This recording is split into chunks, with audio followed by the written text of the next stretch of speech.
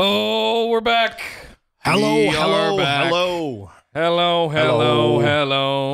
What commercial was that for? Do you remember? What? Was it Cricket Wireless? Hello. You remember? Maybe you guys didn't have that out here. I don't. No? Okay. Maybe that was a Carolinas thing with cricket. I think they started in the Carolinas. Oh. Anyway, we're back. Welcome back to those of you in the chat. Thank you for joining us. As always, we are going to basically waste no time here and get right started. Jump right into this bad boy, There is a shitload of wrestling to talk about. Oh, man. We are going to get a lot of wrestling this week. We got a lot of stuff to get done today, and I'm not mad at that at all. If you guys were watching stuff for the last week, man, there was a lot to watch. We were talking at the beginning of September about how packed September was wrestling-wise. It was like it was all in this last week. Yep. Like everything that could have gone down did go down. I think I even cut out mixed match challenge. I didn't even see anything about Lucha in the notes because we've got so much. I had to talk about Lucha. So something big happened. Yeah. It's down there. I didn't even listener talk about questions, all that other stuff too. Yeah. Oh man. You ready to go, sir? I'm so ready. And by the way, we are officially now at 100 subscribers on YouTube. Says what? Yep. We can make a custom URL now. Yeah. Yay! Goals. Thank you, everybody. Thank you, everybody. Thank you for subscribing. Yes. Woo! All right. Well, excitement is palpable. The coffee needs to kick in. Let's do this. As we do every week here on the Busted Wide Open podcast, we're going to pay homage and start things off with our good friends over at Blueberry. Pay them bills. Yes. This episode of the Busted Wide Open podcast is brought to you by Blueberry. Blueberry offers the best media hosting, accurate listening stats, and their all-new PowerPress Deluxe sites, a no-setup WordPress website for your podcast with all the necessary links to share your show with the world built right in. If you currently produce a podcast and are looking for a better host, or if you're looking to start a new one from scratch, head over to orbitaljigsaw.com/BWO and sign up for the best media hosting and a PowerPress Deluxe site to get your first month absolutely free. That's orbitaljigsaw.com/BWO, or just use the promo code BWO at checkout for your first month absolutely free. And now, enjoy the show. ¿Qué tal, amigos? Les habla el cero miedo de la lucha libre, Pentagon Junior, para mandar un saludo a todos mis amigos de este podcast. Y ya saben, puro cero miedo.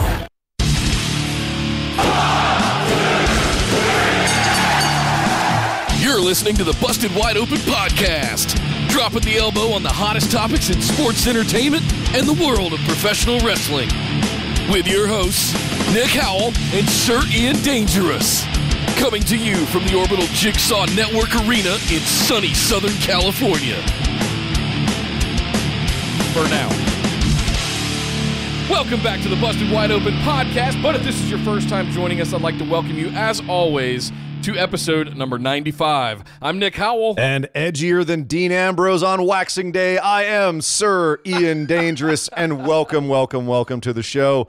Yes, Nick, as you said, this is one of our last shows from the Orbital Jigsaw Arena in sunny Southern California. The Danger Cave here in sunny Southern California will continue to exist, but yes, the arena is relocating. Yes, upgrades. It's Let me upgrade you. It's heading out east. Yes. It's going to be a bit of a shift for the show. It's going to be kind of a crazy October. Yes. For the show. So if you're listening to us every week, bear with us. We're going to have some ups and downs this month. We're going to have some guest hosts. JB will be joining us again. The lovely Judith Brooke will be joining us again next week. We do have the Super Show-Down coming up on Saturday, and we will be doing that bright and early in the morning because it's going on at 2 a.m. Pacific. Yep. 5 a.m. No Eastern. pre-show either, apparently. Well, thank God. Right. Because we're going to have to watch that thing and then just record it.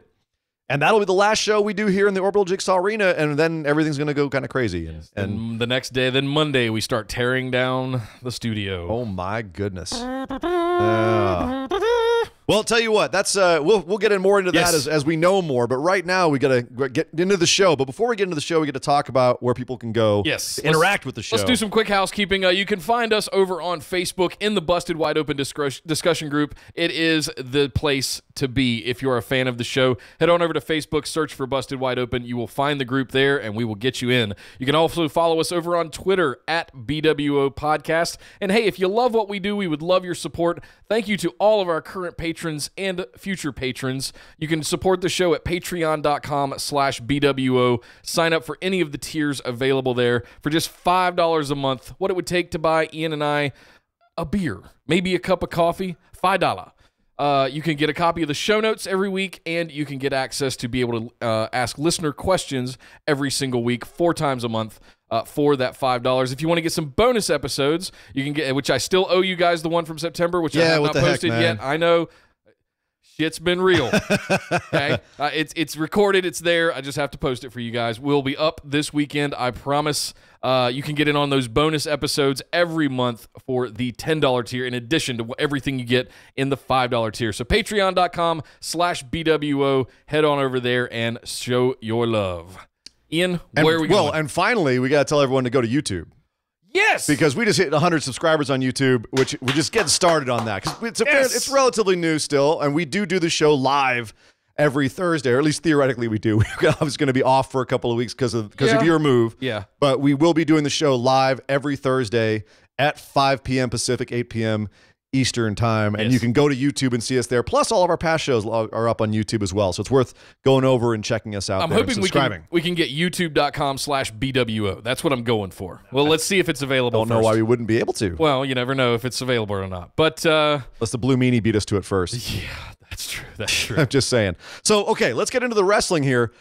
This week, we're going home to Super Showdown. Saturday night is Super Showdown in Australia, Melbourne, Australia, for the WWE. And this week, WWE was all about pushing that show, making it mean something, and hopefully not making it a glorified house show like we had with the Greatest Royal Rumble, where it really was, at the end of the day, kind of meaningless. Come on, we all know that's what it's Nothing really happened. Well, they're trying to convince us that it's not. That's going to be something more, and they have lots of opportunities to make it actually something special. You know, there's a couple of titles on the line that could conceivably change hands, and I think more than one of them should change hands. Yeah, it would legitimize it. We'll get into our picks for that coming up. We got to discuss Raw and SmackDown and what happened there. We've also got to talk about what happened in New Japan. They had Fighting Spirit Unleashed right here in Long Beach, which was a crazy show. And then Progress had a massive show we had to talk about, Hello Wembley, which had some incredible stuff. The Mae Young Classic, 205 Live, NXT. There's a ton to talk about. But before we talk about all of that, we need to head over and talk about the big news.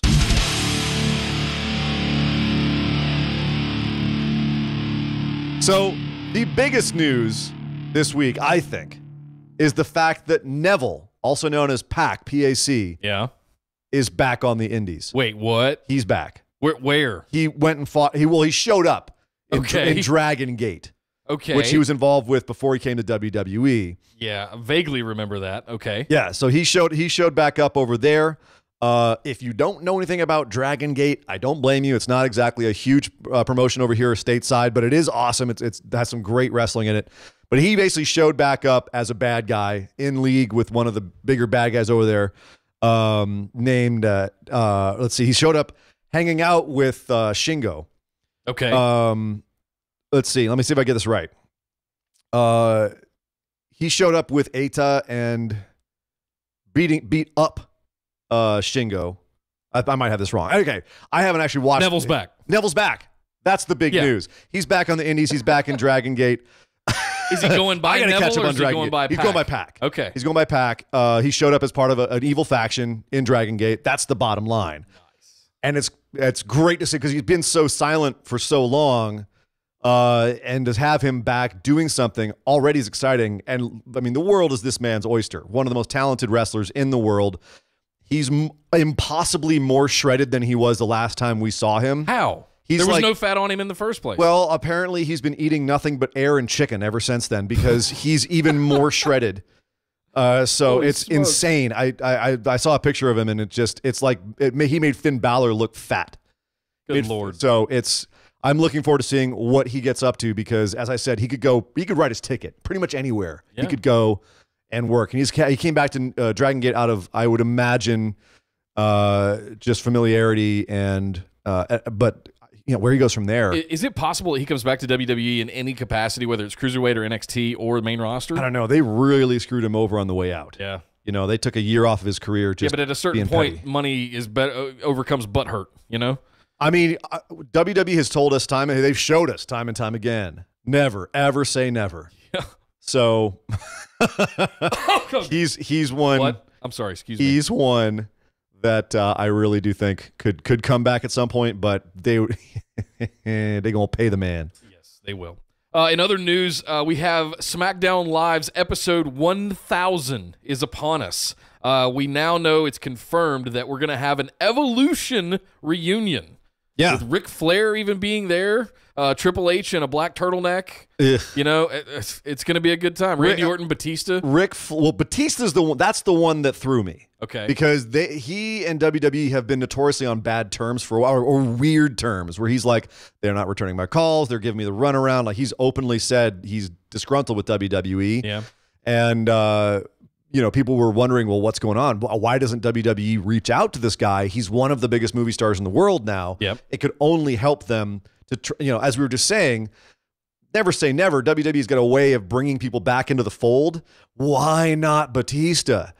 You know what I mean? As far as big stars to come out of WWE and recognizability these days, he's probably more recognizable to, the average person on the street than John Cena is at this point. I mean, let's temper that. It's Drax. It's been one role that's really blown him up. That's still sure. That's a huge role. I mean, it's just $1 billion movie franchise. That's what I'm saying. Like, it doesn't. Good God! Do you think anyone knows Zoe Saldana from anything else? Yeah, does it matter? Like, that's the thing. They should, because she's brilliant. Is more recognizable to a casual person on the street right now than I would argue John Cena is. So, and John Cena is a big property, and I'm probably going to have a big career as well. But I'm surprised it took him this long to get Batista back, and I can only imagine that this Evolution reunion is going to be something like a testing of the waters, because you remember the last time he was in WWE, the reaction was not so great. No, well, that was the Daniel Bryan run up too, right? And it was a lot of problems. Another Evolution reunion. There was a lot of problems. Yeah.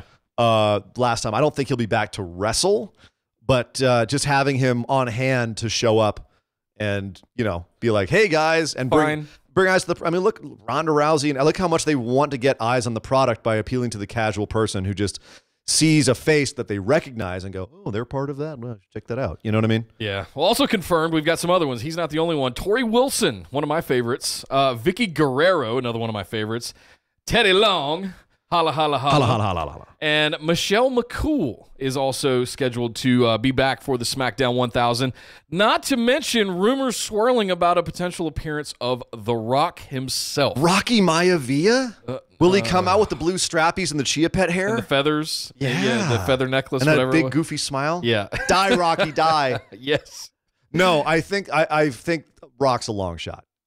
It would make sense to have him be there because SmackDown was originally kind of his show. It's his catchphrase. And at the time it showed up, he was the biggest thing in WWE. Yep. So it would make sense for him to show up, even if they just got him by satellite or something. You know what I mean? Like he Skyped in and it goes, hey, it's The Rock here. Thanks for watching my show, you jabronis. I just can't imagine that dude's schedule. We happen to know people that work here in the business in LA that may or may not have been working with him throughout the course of this year on several projects. Casually put, sir. Ballers is out now again, by the way. So if you take that into consideration, plus his latest movie project, which is public knowledge, Jungle Cruise, has wrapped. That was done. And then there's a new TV show that he's doing. All of that in this year.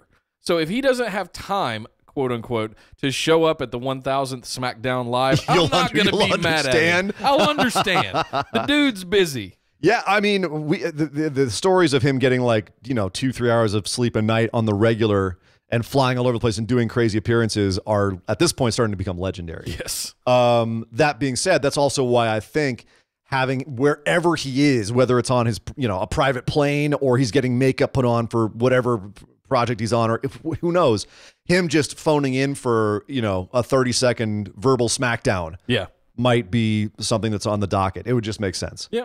Let him throw some of his lines out. The rumor, the WWE's apparently, I mean, the rumor is WWE's going very hard for him. And you can understand why. Yeah, absolutely. Layeth the smacketh down. Well, guys, that's it for the big news this week. We hope you enjoyed that. We're going to head over and really start talking about the wrestling first with Monday Night Raw.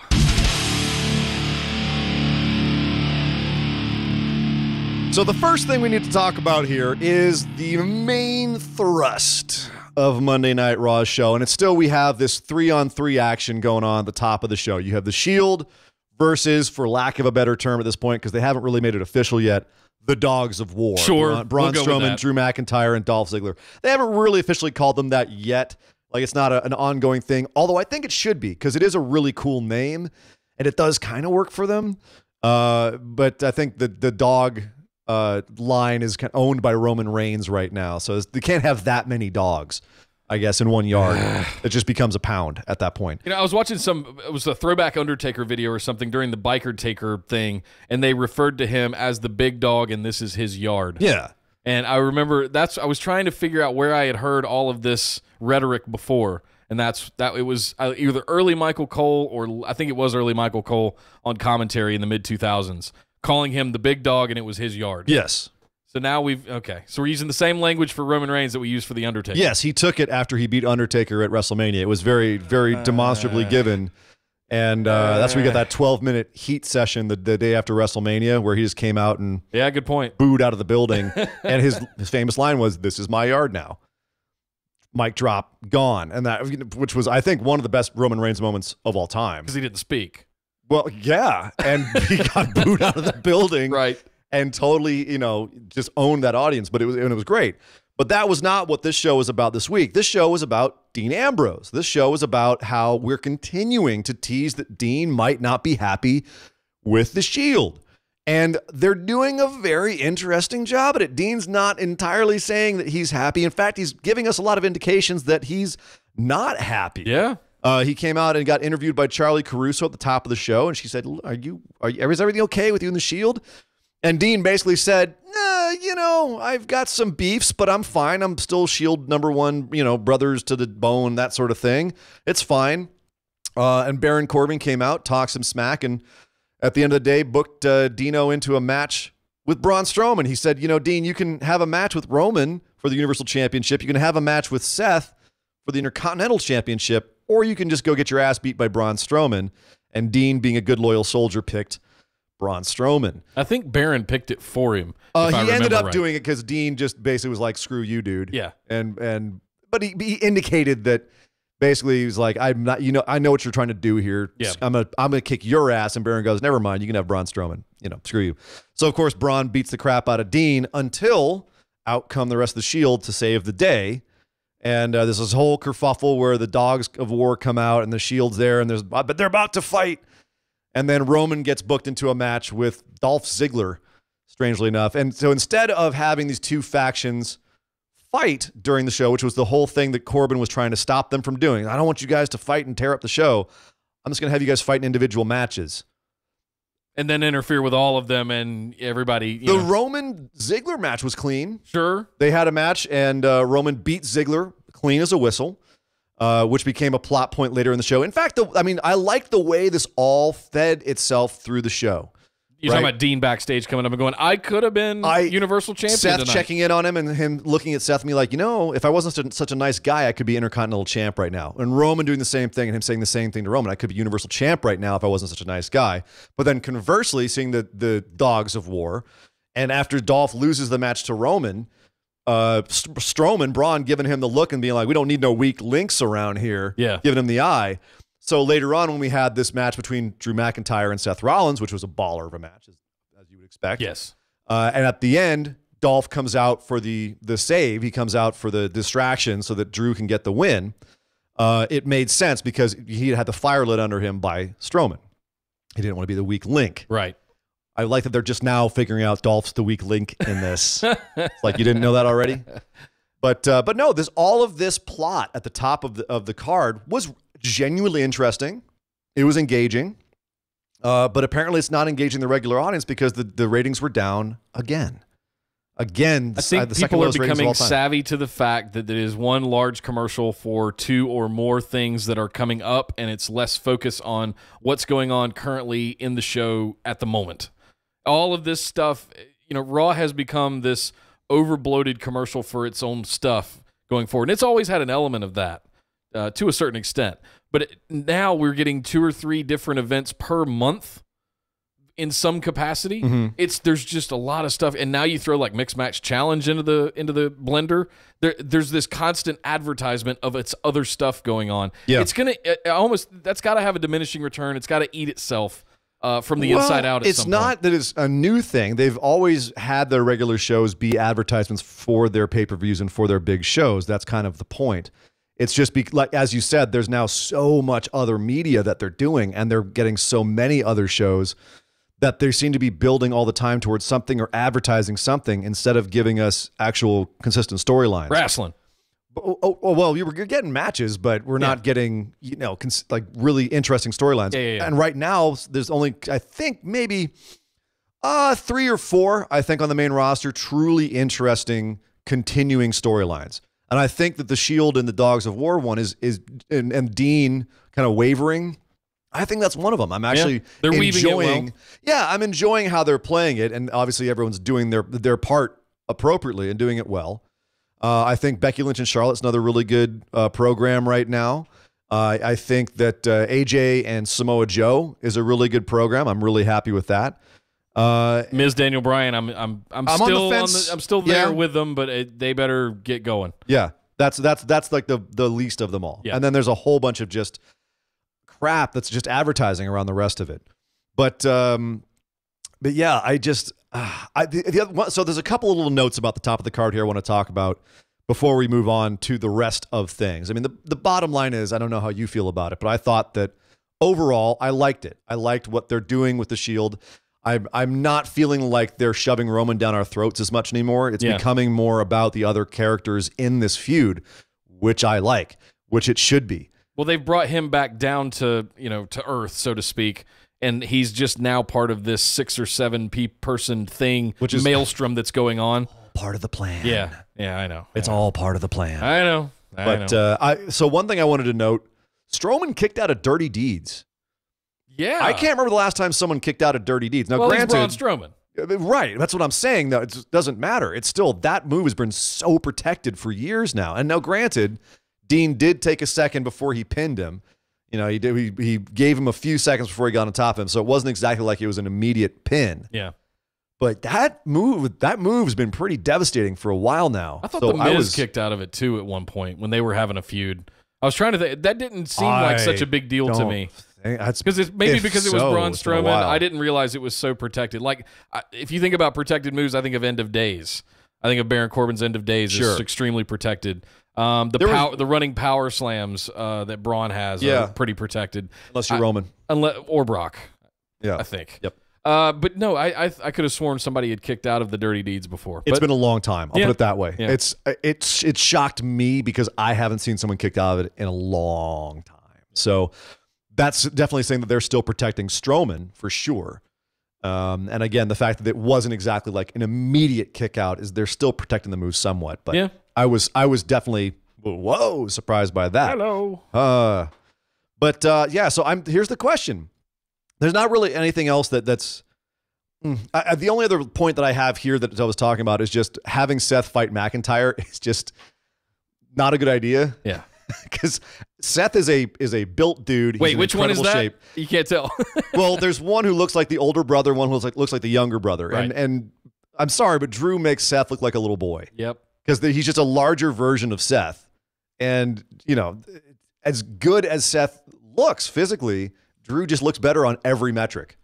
But based on the little bit that we did get to see in this match before all of the interference started, I'm very excited about these two having a program for the Intercontinental title. I think I brought this up back around SummerSlam when Drew and Dolph were first kind of getting involved. I think Drew McIntyre might be your next Intercontinental champion. the way that they're shaping a lot of this up. And it really just, like, what are the stakes for Super Showdown with these two 3-man factions? Right. So I don't really know what happens after Super Showdown. Do they break off into singles Well, again? that's kind of the sad thing about this being one of the headline matches for Super Showdown. It's obviously not the headline match. We'll talk about that in a second. But the fact that their match at Super Showdown really does not have any stakes. It's just about who's got momentum going forward. It's, you know what I mean? It's and this show was definitely about the two factions butting heads. But at the end of the day, it doesn't really matter which faction wins at Super Showdown. The only thing that I can think of with the story they're telling is if Braun and his boys win, that's just going to make Dean even more disgruntled. Like if they win somehow and it's done because Dean, the Seth and Roman didn't hold up their end of the bargain and Dean eats the pin or something like that, I could see that being the story going forward. Yeah. Which I think would be an interesting way of doing it. But aside from that, it really doesn't have. If they did flip Dean, would it bother you or anybody else really that they broke up the Shield this fast yet again?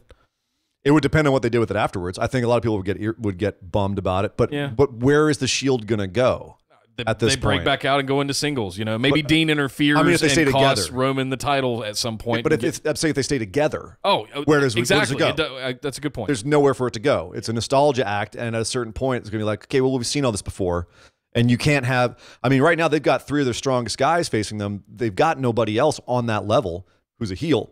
They had to turn Braun Strowman heel to get someone to face the Shield. Does the Shield show up on SmackDown 11 to face Evolution again? That could be an interesting thing to do. Yeah, but it's... I think Evolution... I mean, what's Ric Flair going to wrestle? Come on. I want him to do the Flair flop. He's retired how many times? Yeah, maybe strip down again. No, he would burst into a cloud of dust if he did the Flair flop at this point, man. Don't put that evil on him. On the apron! All right, so let's move on to the next bit. The saga continues with Shawn Michaels making yet another appearance on Monday Night Raw to come out and address some of the comments by The Undertaker about how he was scared and chicken, and then The Undertaker comes out. And that then was Kane the surprising comes part. out. Kane came out and then The Undertaker. And then, right. And then Triple H runs down as they start to beat up Shawn Michaels. I don't want to spend too much time on this, but it's a matter of it happened. Well, it is the big match, apparently, for Super Showdown. And it's telling, and it's kind of sad that you and I really aren't that excited about it. Nope. And they've tried to make it interesting and exciting, and I should be excited. This is Triple H, Shawn Michaels, Kane, and The Undertaker. I'm not going to lie. I loved watching Kane and The Undertaker standing in the ring next to each other. I can't not be excited about the Brothers of Destruction. You're like, wow, that's really cool. And then that's it. That's all I've got, is as soon as I feel that emotion and go, oh, that's so cool, Brothers of Destruction. Okay, cool. What's next? I don't. First of all, with Undertaker barely being able to pull off that tombstone that he put on Triple H. Yeah, I saw him wobbling around. Oh boy! And I was sitting there going, "Oh, please don't kill Triple H. Don't break a femur. Just don't break your hip. Don't break your hip." I'm not excited about watching these guys wrestle. At this point, I love it when Undertaker shows up. It's a great nostalgia moment. I still love it when Kane shows up, even though he's starting to look less and less like the big red machine. And I'm just like, you're not really that intimidating anymore. It doesn't work. Yeah. Triple H is still kind of Triple H, but Shawn Michaels, I'm sorry, he looks with the shaved head and everything. He looked like a homeless guy. Once the hat came off, he did. Oh, he looked like a bum. Well, he was stealing Bobby Lashley's bandana idea. I leave that with Bobby Lashley. Or maybe Bobber Taker. Bobber Taker? Biker Taker? Bobber Taker. Biker Taker with his bandana going, I don't know. Bobby Lashley with Undertaker's gimmick is one of the most horrific things you've ever put in my mind. Bobber Taker.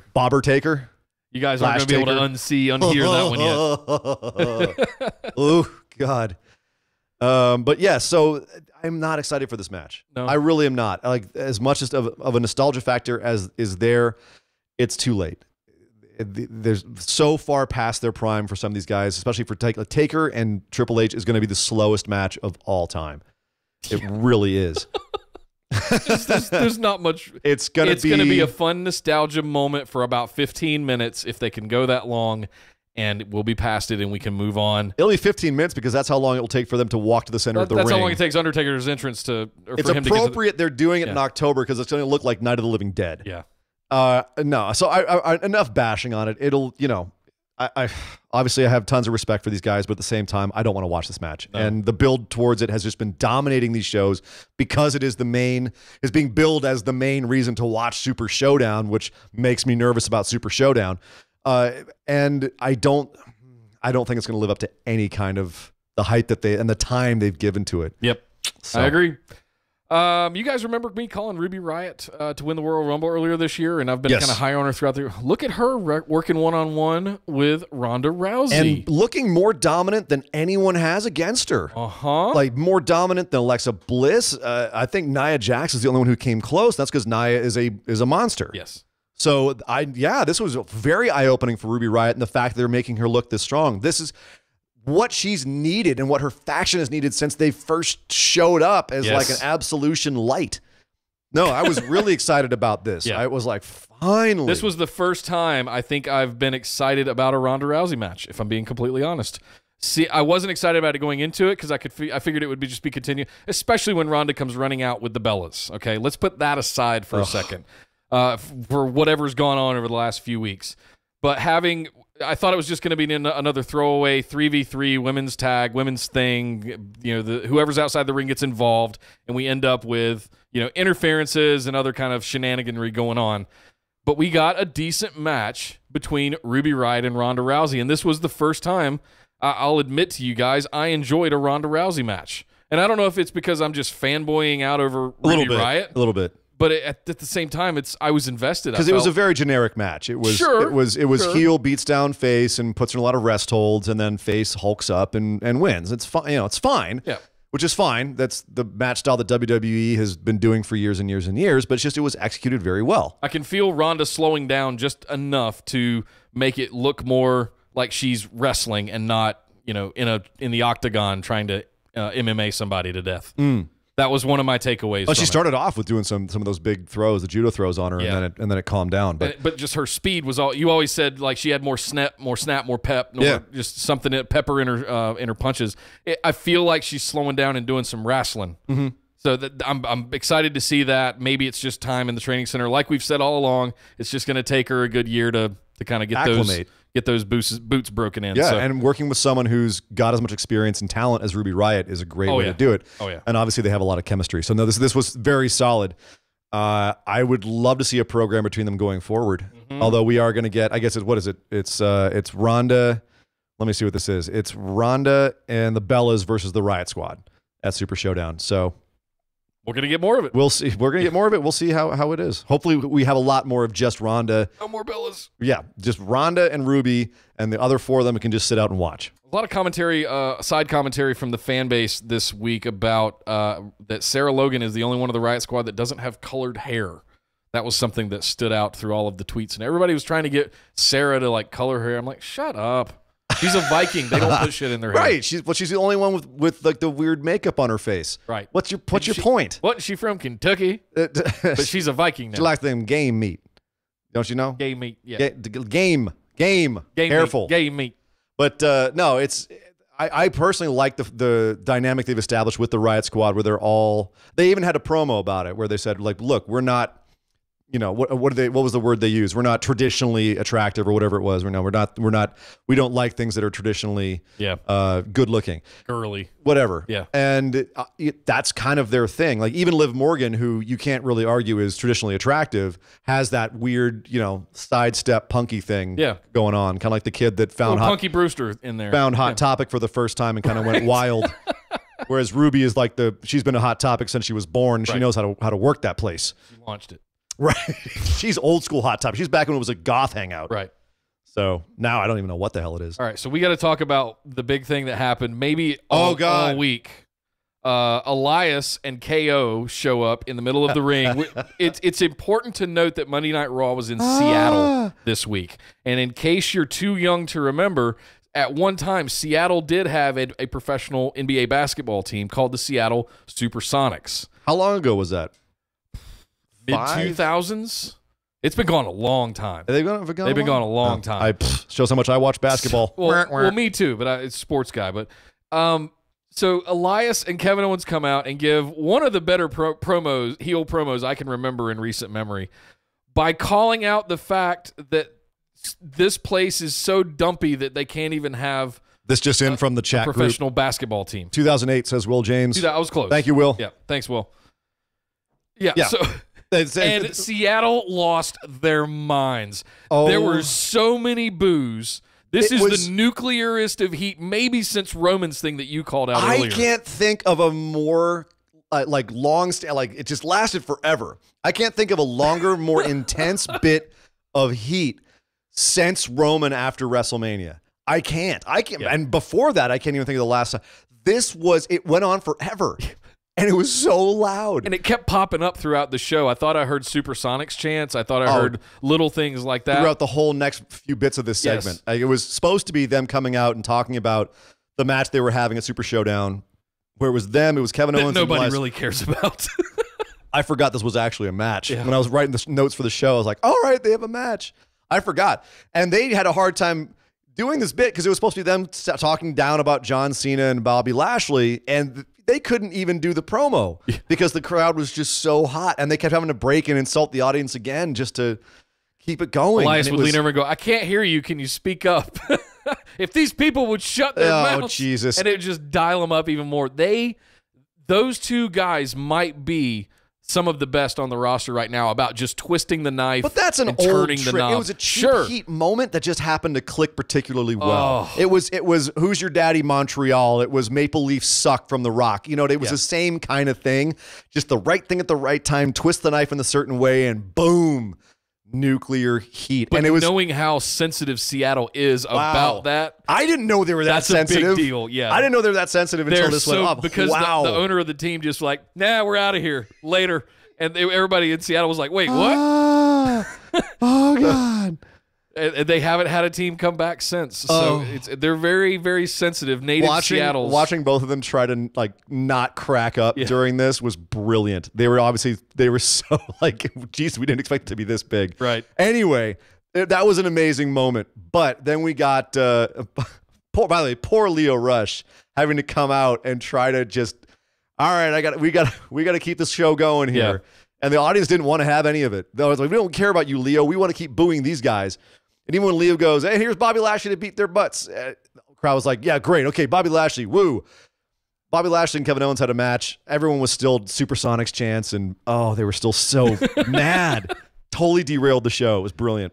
So, yeah, Elias and KO are having a match with Bobby Lashley and John Cena at Super Showdown on Saturday. Yay. What else we got? Well, I mean, just really quickly that it was, sorry, I was still cracking up about that. So Owens rolled up Lashley. That's the thing, is he ended up getting the pin, because Elias was beating up Lio Rush and Lashley got distracted. And then Owens ended up hitting a pop-up powerbomb on Lashley. So they stood tall. Yeah. So that's something that we need to keep in mind going forward when we make our picks for Super Showdown. Yep. I like that Owens is still looking fairly strong. It's, I don't know what they even were thinking with the whole I quit angle still. It still doesn't make any damn sense. I think they tried something and it didn't work, and it was just like, okay, just move past it. What did they even try? People will forget. Short-term memory. What were they even trying? I don't know. Just to see some kind of angle. Now they've got him with another best friend in Elias. So it's the ongoing saga of best friends for KO. Ugh. Here we go again. They can't let him have just nobody. I like him in Elias, though. All right. I do. Moving on. This was weird. Connor of the Ascension is on a winning streak. Yeah, singles winning streak. That included the Hulu version of the show this week, so it's all you from here on out. I didn't get to see any of this.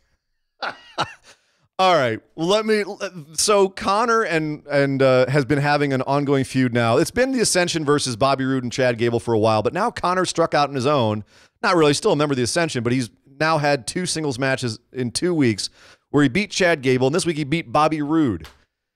I don't know what this is saying about Connor, if they're suddenly looking at him as a singles guy. Maybe.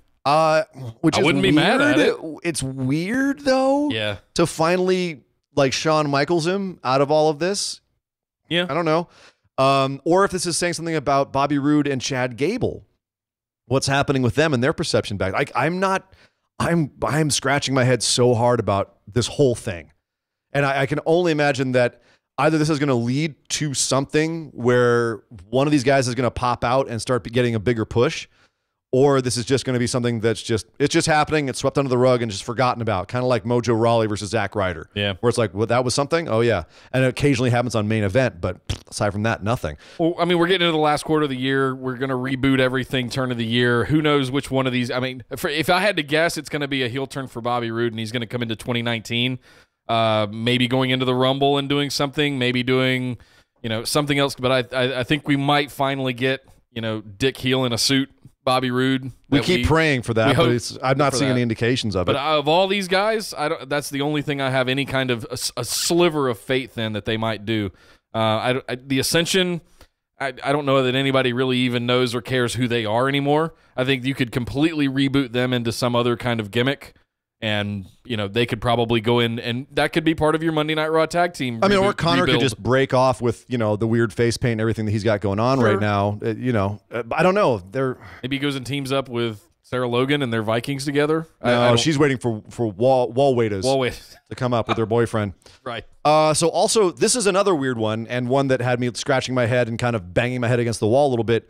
B-Team beat the Revival. Lots of B's here. B-Team beat the Revival clean. They just can't figure it out, can they? So 1 week after Revival giving us one of the best tag team matches on Monday Night Raw in a long time, they're back to losing to the B-Team. Ouch. Ouch. And now the B-Team did get beaten down by AOP on the way away from the ring. So maybe we're getting a program between B-Team and AOP where AOP just destroys them. I don't know. Or if this is going to be a three-way thing where it's the Revival, B-Team, AOP, which I think would be more exciting. But because then we get more Revival and AOP, and if you remember, they have great chemistry together. Oh, yeah. That's what I was getting ready to say is B-Team, I love you guys. I love Bo Dallas and Curtis Axel. I would be down for some AOP and Revival feud. If you let them go more than 10 minutes. Sure. So let's see what happens with that, I guess. I don't know. We got another advertisement for the Mixed Match Challenge, this time with Bayley defeating Alicia Fox. Yes, with Finn Balor and Jinder Mahal at ringside, their respective partners. Yep. And that's all this was. This had no purpose other than to say, by the way, did you know that Mixed Match Challenge on Facebook Live after SmackDown every week, blah, blah, blah. That's all this was. This had, there's no, the whole Sasha and Bayley thing has gone belly up. Bayley up? Don't! But... largely because I think Sasha is mysteriously out of action. We don't know if she's injured or what's going on, as we talked about last week. But partly because of that, and partly just because they don't have anything to do with any of these people right now. Hashtag never forget. Jinder Mahal was your WWE champion for the better part of a year. I think people are trying to forget that, Nick. I am trying to forget it, but look at where he is now. It wasn't that You've served your purpose, sir. Enjoy the bottom of the card. It wasn't that he was champion. Shanti. It was... It wasn't that he was... I'm trying to Shanti. Right. It wasn't that he was champion. It's who he beat as champion that made it obnoxious. Oh, okay. Okay. Yeah, I wasn't mad at him being champion. I thought he was a fun champ because he was such a dick. But he did have some absolutely awful racist promos, and he beat some people that he absolutely should not have beaten in the way that he did. Right. Yeah. Last but certainly not least, we got yet another moment of bliss from Alexa Bliss.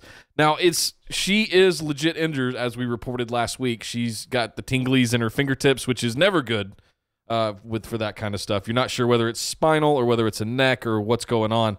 But she did show up for a video package promo this week, doing another one of her moment of blisses. Oh, I love these. These were fantastic. And Ian, I honestly, for the life of me, cannot remember what she was going on about in this one. So help refresh my memory. What she was going on? Basically, she was saying Trish Stratus is old. And when I was a 7-year-old girl, I tried to get my autograph signed by Trish Stratus, and she was rude to me. She was a bitch. She was me. That's Becky Lynch's line right now. Right. So, well, guys, that does it for Monday Night Raw, but we're cooking right along, and we've got to head over and talk about SmackDown Live.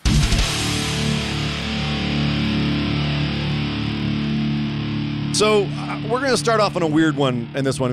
There's a lot of things to talk about on SmackDown Live, but damn it, we're starting off with one night in Milwaukee. Oh, we're going to go there first. We're starting with Rusev Day. We're starting with the one night in Milwaukee. It wasn't the biggest aspect of the show, but for me, it was certainly one where I took a step back and said, this is something that WWE historically has bungled when you have these kind of weird betrayal angles and possible infidelity angles.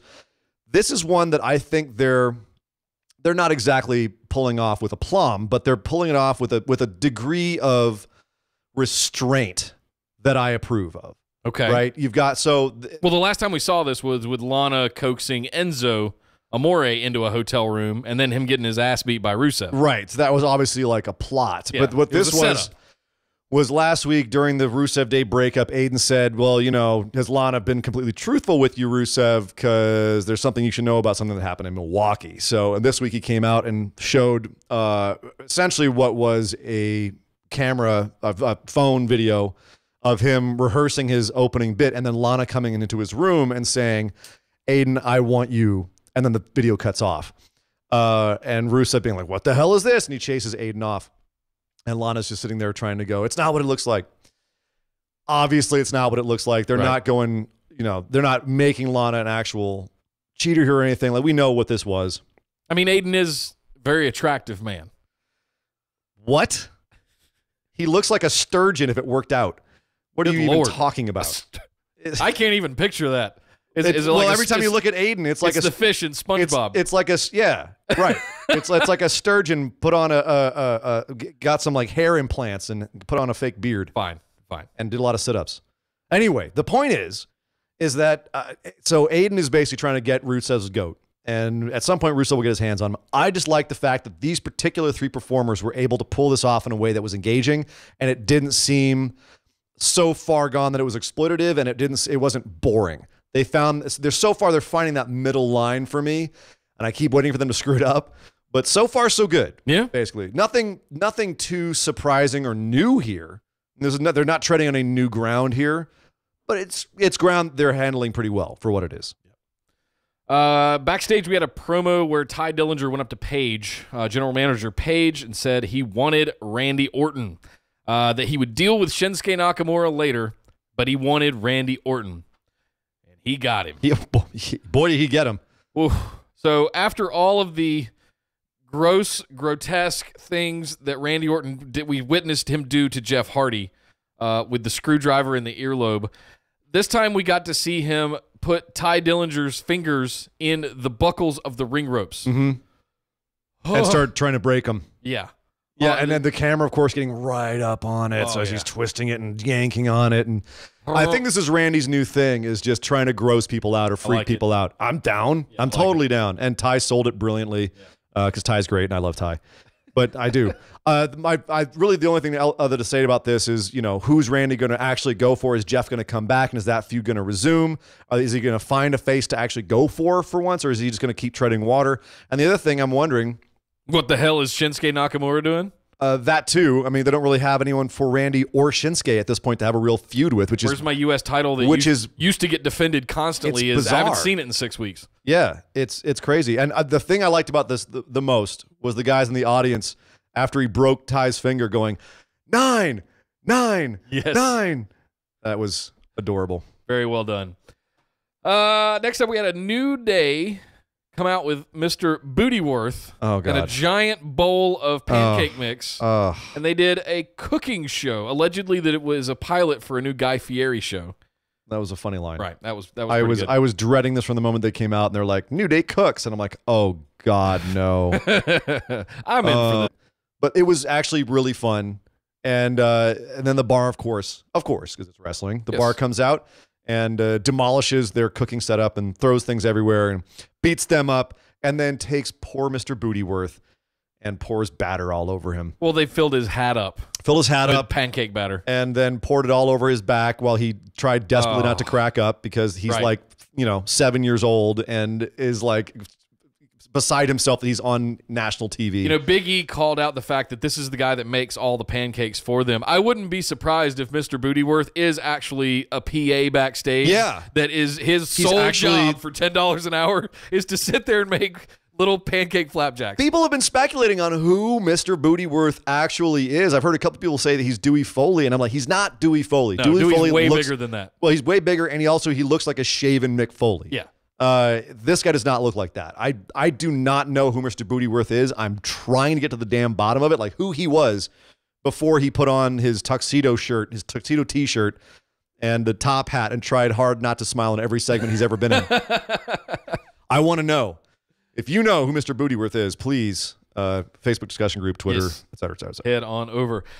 We had another match tonight with Daniel Bryan up against Shelton Benjamin, who's back and pissed off that he's been off TV for as long as he has. Really which mad. he freaking should be. Yes. He freaking should be. Although, really, I mean, I don't know what they're going to – he still doesn't have a character or a purpose. This is just a shill for The Miz. You know, He was a stand-in for The Miz, yeah. Good that Shelton Benjamin is getting some TV time against Daniel Bryan. That's always good to have. But let's be honest, this is all just to get Miz on commentary to set things up. Yeah. It's just for Miz and Daniel Bryan, and I'm okay with that. I like what they're doing here. It doesn't involve the Bellas or Maurice, thank God. And I'm kind of okay with this. Let Miz come in after Shelton beats the shit out of him and, beat him down a little more. Very standard, very typical, Exactly. nothing too wild here. I'm afraid this feud has cooled off a lot from where it could have and or should have been, and partly because of the little the tiny little tangent into wife land. Yeah. The thing about this match we got to talk about, though, is Daniel Bryan doing the flying headbutt, Shelton trying to roll out of the way and accidentally rolling into the headbutt, and they bonked heads. And everyone at ringside was terrified. I was terrified. I definitely bit my lip. Oh, God, Daniel, no, you just got back. Would you stop that? Stop it. The flying goat. The flying headbutt's what get him every time. Stop doing the flying headbutt. How did that work out for Benoit? Yeah, right. Damn it. Dude, take that one move. There's a bunch of moves you can do that aren't going to end your career. Take that one out of the equation, all right? You can find other ones. God damn it. Scaring the crap out of me, you goat. Yep. Oh, so the question is, we know that they're going to have a match at Super Showdown with the winner be getting the title shot to go up against whoever is the WWE wins. champion, Yes. Samoa Joe or AJ Styles. And I think we'll talk more about this in our picks when we give them. Samoa Joseph or Albert James Styles. Okay. Whichever one pulls out the victory will be who the winner of Daniel Bryan Miz. But does D-Bry need it more than Miz? Does Yes. Miz need it more than D-Bry? I think. I could see Miz doing it and going into a program and then letting Daniel Bryan have a feud with Randy Orton, for example. Yeah. Okay. Because we haven't seen that before. Well, it could be fun though. Yeah, that's true. Especially with vicious Randy Orton. That's what I'm saying. This new Randy Orton could be a lot of fun with Daniel Bryan. But at the same time, I think at this point, Daniel Bryan has just become a guy. And I think that they need to, it's Daniel frickin' Bryan. He's miraculously back. Still over AF with the crowd. Dude, oh my God. Why is he not in the main event scene? It's only because we're dealing with some of the stuff up there right now. I think he should be the one that gets the pull. I have theories. Oh, do you? And we will talk about them shortly. If you're in the Facebook group, you saw my answer to Will James' question last week. You may already know where my head's at. All right. Next up, we had Cien Almas and Selena Vega come out right after Fabulous Truth. Yes. It's because, of course, this is a Mixed Match Challenge commercial in the middle of the show with Fab. But I got to say, it's a Mixed Match Challenge commercial. But look at the difference between the Mixed Match Challenge commercial on Raw, which was, and this one. Wait, how was that again? Yeah. And then this one, which was fun as hell. This was a blast. It was fun as hell. Oh, dude, R-Truth and Carmella are the best thing that ever happened for each other. Yes. Fight me. Yes. They are the best thing. Carmella is a face, one.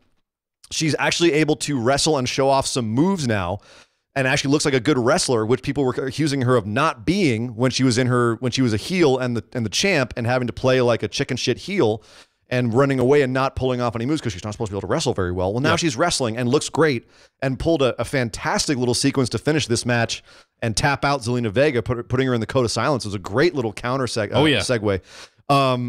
After the 7-second dance party. Naturally. You had to have that. But that's my point. Where's R-Truth been for a long time? And all of a sudden, he's relevant again because he had this funny little bit. Well, he's been embalmed because he hasn't aged in 10 years. No kidding, man. Right? Talk about not cracking. But he came out of hypersleep or whatever it was, and he's doing the same shtick he's been doing for years, but it's still over as hell because it's fun as hell, and he's obviously having such a good time. And his whole little backstage bits with like finding the real Carmella and pinning Carmella to get the championship Carmella. The other Carmella, all of that stuff got him over. And then I mean, you talk about someone who sees the brass ring when it was put in front of him. He just came out and like did some fun stuff, and now he is over as hell, and so is Carmella. And they got a match with Cien Almas and looked good. Looked fantastic. Loved it. More of this, please. If this is a prelude to the Mixed Match Challenge stuff we're going to see, I am really looking forward to it. Apparently Samoa Joe has freaked out AJ Styles to the point that he did not even show up at SmackDown this week because he said, I have to stay home and protect my family. Until I know that Joe is on a plane on his way to Australia, I'm not leaving this house. Joe has gotten AJ's number. This feud feels real old school to me. Yeah. You know what I mean? Where it's now gotten to the point where it feels like a true blood feud, where the bad guy is just the most evil son of a bitch ever, and the good guy is just trying to do right. Just want to protect my family. And but he doesn't feel like a full on WWE babyface idiot like they sometimes book their babyfaces. He feels like he's just one step behind the heel. That the heel is so smart, he's just one step behind him. Yep. You know what I mean? But he doesn't come across as an idiot. He comes across as a guy wanting to do the right thing. Yeah. The one issue I had with this segment, and if the chat room right now wants to weigh in on this, because I'm sure we can come up with a lot of really fun ones really quick here. So this is the top of the show. The beginning of the show began with this, with Paige calling AJ Styles, saying AJ Styles, he's not here right now, but he's got a message for everyone. And she said she wanted to fire Joe. And she was convinced not to by AJ Styles, who said, no, I want to get my hands on him, and I can't get my hands on him if you fire him. But Paige said she wanted to fire him because he committed, quote, the most dastardly crime in WWE history. No. Chat room, if you would like to weigh in on some of the other more dastardly crimes in WWE history, we can have a nice little segment here. Like with come the hell on. He rang a man's doorbell, and that's the most dastardly crime. And she even called out that he did not go in the house. He didn't go in the house. He was, quote, trespassing. Are you freaking... I'm remembering Stone Cold Steve Austin kicking down a door while Brian Pillman has a gun. It's not trespassing if there's no trespassing signs posted or you did not break through any kind of barrier such as a fence or anything. So it's not trespassing to come onto someone's front porch and ring their doorbell. Will James has a couple right now that are perfect. DDP stalking, like when he was a stalker. Yes. Okay? Yes. What did he do? The stuff that he did was way worse than what Joe did here. Kane and Lita, like when Kane was obsessed with Lita. Oh my God. Triple H drugged Stephanie McMahon and took her to Vegas to get married. And married her. Again. Or, come on. Katie Vick. There was necrophilia. Come on. Are you kidding me? Talk about cracking open a cold one. Stop it. Hello. Yeah. I think the most dastardly crime in the history of not even close. There's been murder and Grand Theft Auto and robbery and all kinds of horrible crap through the years. Braun Strowman got put into a trash compactor in a garbage truck. That's attempted murder. Yes. We drove him backwards into a truck. Yeah. Come Twice. This isn't even. They tried to kill Braun Strowman 3 times. I should be used to WWE's hyperbole at this point. This just was beyond the pale. Yeah. This was beyond the pale of hyperbole. Like, come on. You're going to say it was a dastardly crime. To say it was the most. This isn't the most dastardly. This isn't even in the top 500. DX invading WCW Monday Nitro. That wasn't that bad. That's trespassing. That wasn't trespassing. They were in public property. That's not public property, though. It was. It was outside of an arena. You're on the grounds of the arena. Anyway. Oh, come on. Anyway, I digress. They were trying to break in. Yeah, they tried real hard. They were going to drive a Jeep through the door. They tried real hard. Right. Anyway. Come on. The Young Bucks. The Young Bucks invaded WWE way more dastardly than Joe walking up to AJ's house with a baby doll ringing a doorbell. Right. Dastardly. Get out of here. Daddy's home. Yeah. Okay. It was great. Anyway, we digress. I got to take a breath. Oh, God. Anyway, looking forward to that match. All right. And a couple more things here on SmackDown. Yep. Becky apparently had a surprise for Super Showdown, which to me was kind of a lame surprise. She unveiled a little Photoshopped poster of her standing over a prone Charlotte holding up the Women's Championship belt. Charlotte got mad at this, came out, beat her down. That was the big main event segment. It's great that it was a main event segment. I'm glad that they're still positioning this as one of the biggest feuds on the show. We open with AJ Joe. We close with Becky Charlotte. Perfect. That's the way it should be. Not much here, though. Yeah. This wasn't really anything. I think this would have been a better open with Joe and Paige and AJ closing things out, or actual match closing something out. What I don't like here, and I don't want to, this is not to do with men or women. I like the fact that the women, specifically Becky and Charlotte, are getting more like quote unquote main event airtime at the end of the show. We're seeing feud. That, sure, but at the same time, I don't like it when they just do non-wrestling segments as the closers. Can we at least say this? At least this isn't about either of their weight or looks or who they're in love with or just crazy bitches being crazy, which has been how they've written women for years and years and years, right? Yes. This isn't AJ Styles being sexually obsessed with Paige or any of that stuff. Right. This or vice versa. This is two friends who broke up because of ambition and lust for power, and it's about who is more dominant, and it's about trying to get redemption and just the anger between the two of them. That's fantastic. That's what women's feuds should be. Yep. And I'm so glad that this one is that. And it's not one of these tired tropes that we've seen throughout the years with women's wrestling. That's, I think, the most revolutionary thing about this feud is we have a top-of-the-card feud that isn't about anything other than two women who don't like each other, wanting to kick the crap out of each other. Love it. Love it. Perfect. And, of course, we can't forget, even though we would like to, Asuka defeated Peyton Royce because of why not? Of course she does. Of course she does. Of course Asuka. You can't have Peyton Royce beat Asuka just as a side note on a show. They do have some history from NXT, but it was, it was the same result. You know what? I enjoyed the match. It's fine. It delivered on the level that I expected it to. It was cut and paste from what we had seen of them in NXT, but it was exactly the outcome you expected. Yes. Right. Yeah, but the only thing that I'm still looking at is Naomi and Asuka are going to be a tag team against the Iconics in Australia, and it's weird booking. I'm less excited for that one than I am for Bobby Lashley and John Cena fighting Elias and KO. If that tells you anything. Ouch. Well, you know what? If we're going to talk about Super Showdown, let's go over and give our picks right now. Yes. So let's actually make this a segment. Let's go and talk about our picks for Super Showdown.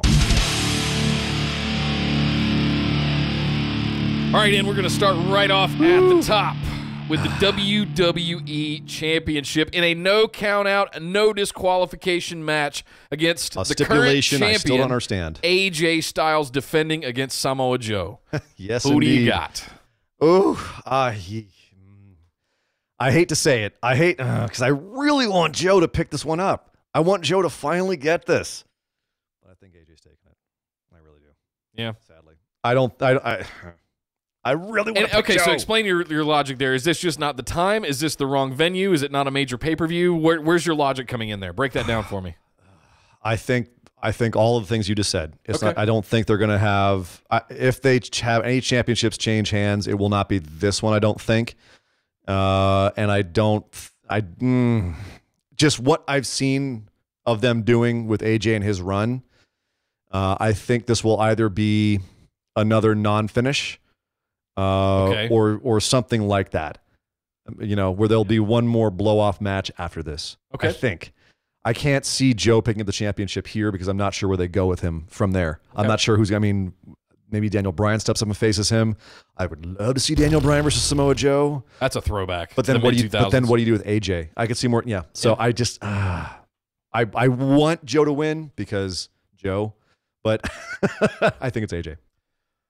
I actually do think Samoa Joe is going to win the title here. All right. And I'm going to pick him until he does because I think he is the one the right one to dethrone AJ Styles. We did that with Nakamura. How'd that turn out? Yeah, I know. They kept picking Nakamura till he won, and he never did. I'm going to keep doing it because AJ Styles. Here's the definition of insanity is. Here's the reason why.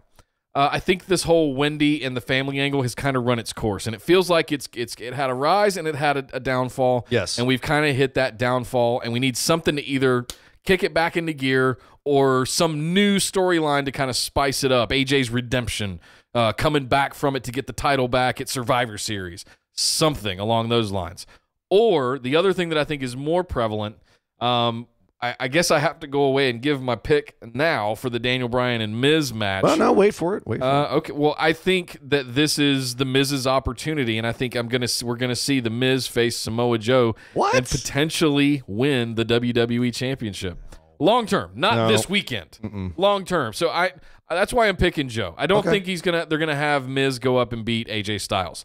I think they're gonna have him beat Samoa Joe. I think that's more likely to have a Miz AJ feud than Samoa Joe and Miz. I think Daniel Bryan, AJ, but that's a whole different discussion.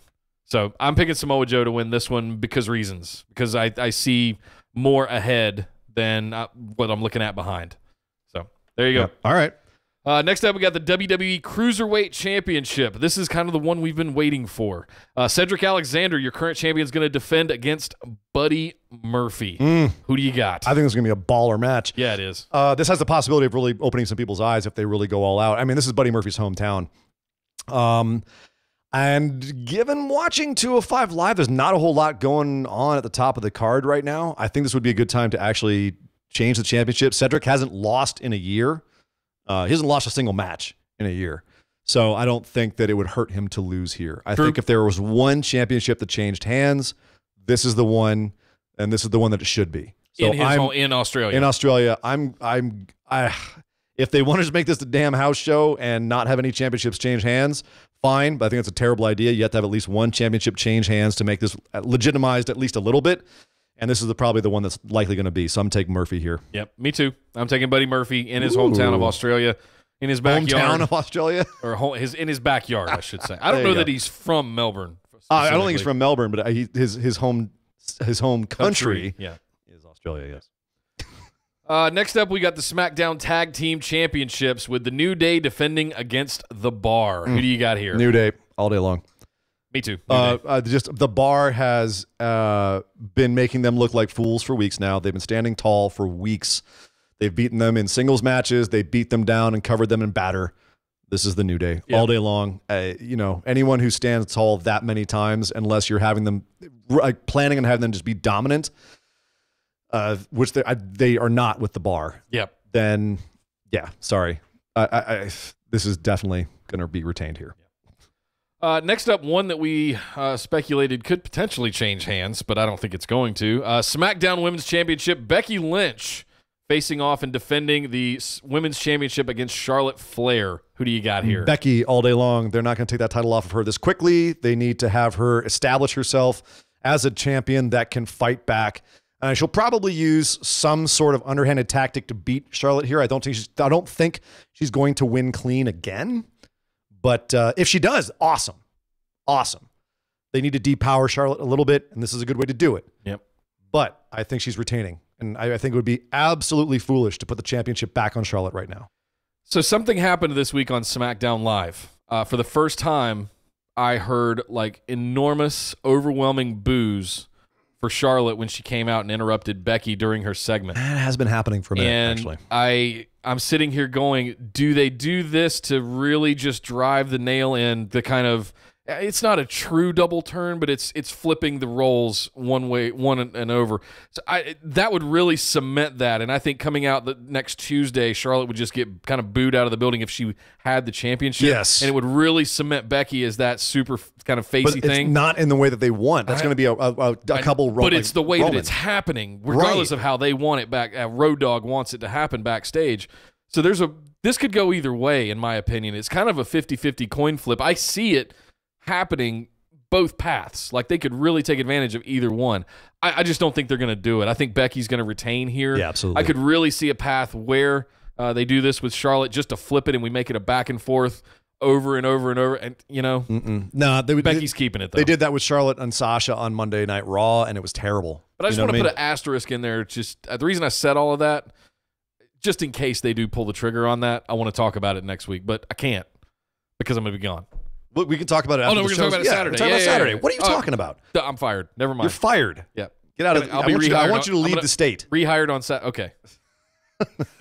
Rehired by Saturday. All right. The bottom line is I don't think Charlotte Flair is turning heel anytime soon. I think she will get booed because people are starting to get that Roman Reigns feeling with her, but I don't think that that's going to happen. I just watch, dude, the way that they're playing Becky, they're playing her like a badass heel, but they're not having her go against the crowd, go after the crowd anymore. She's just being kind of a dick, which people are liking.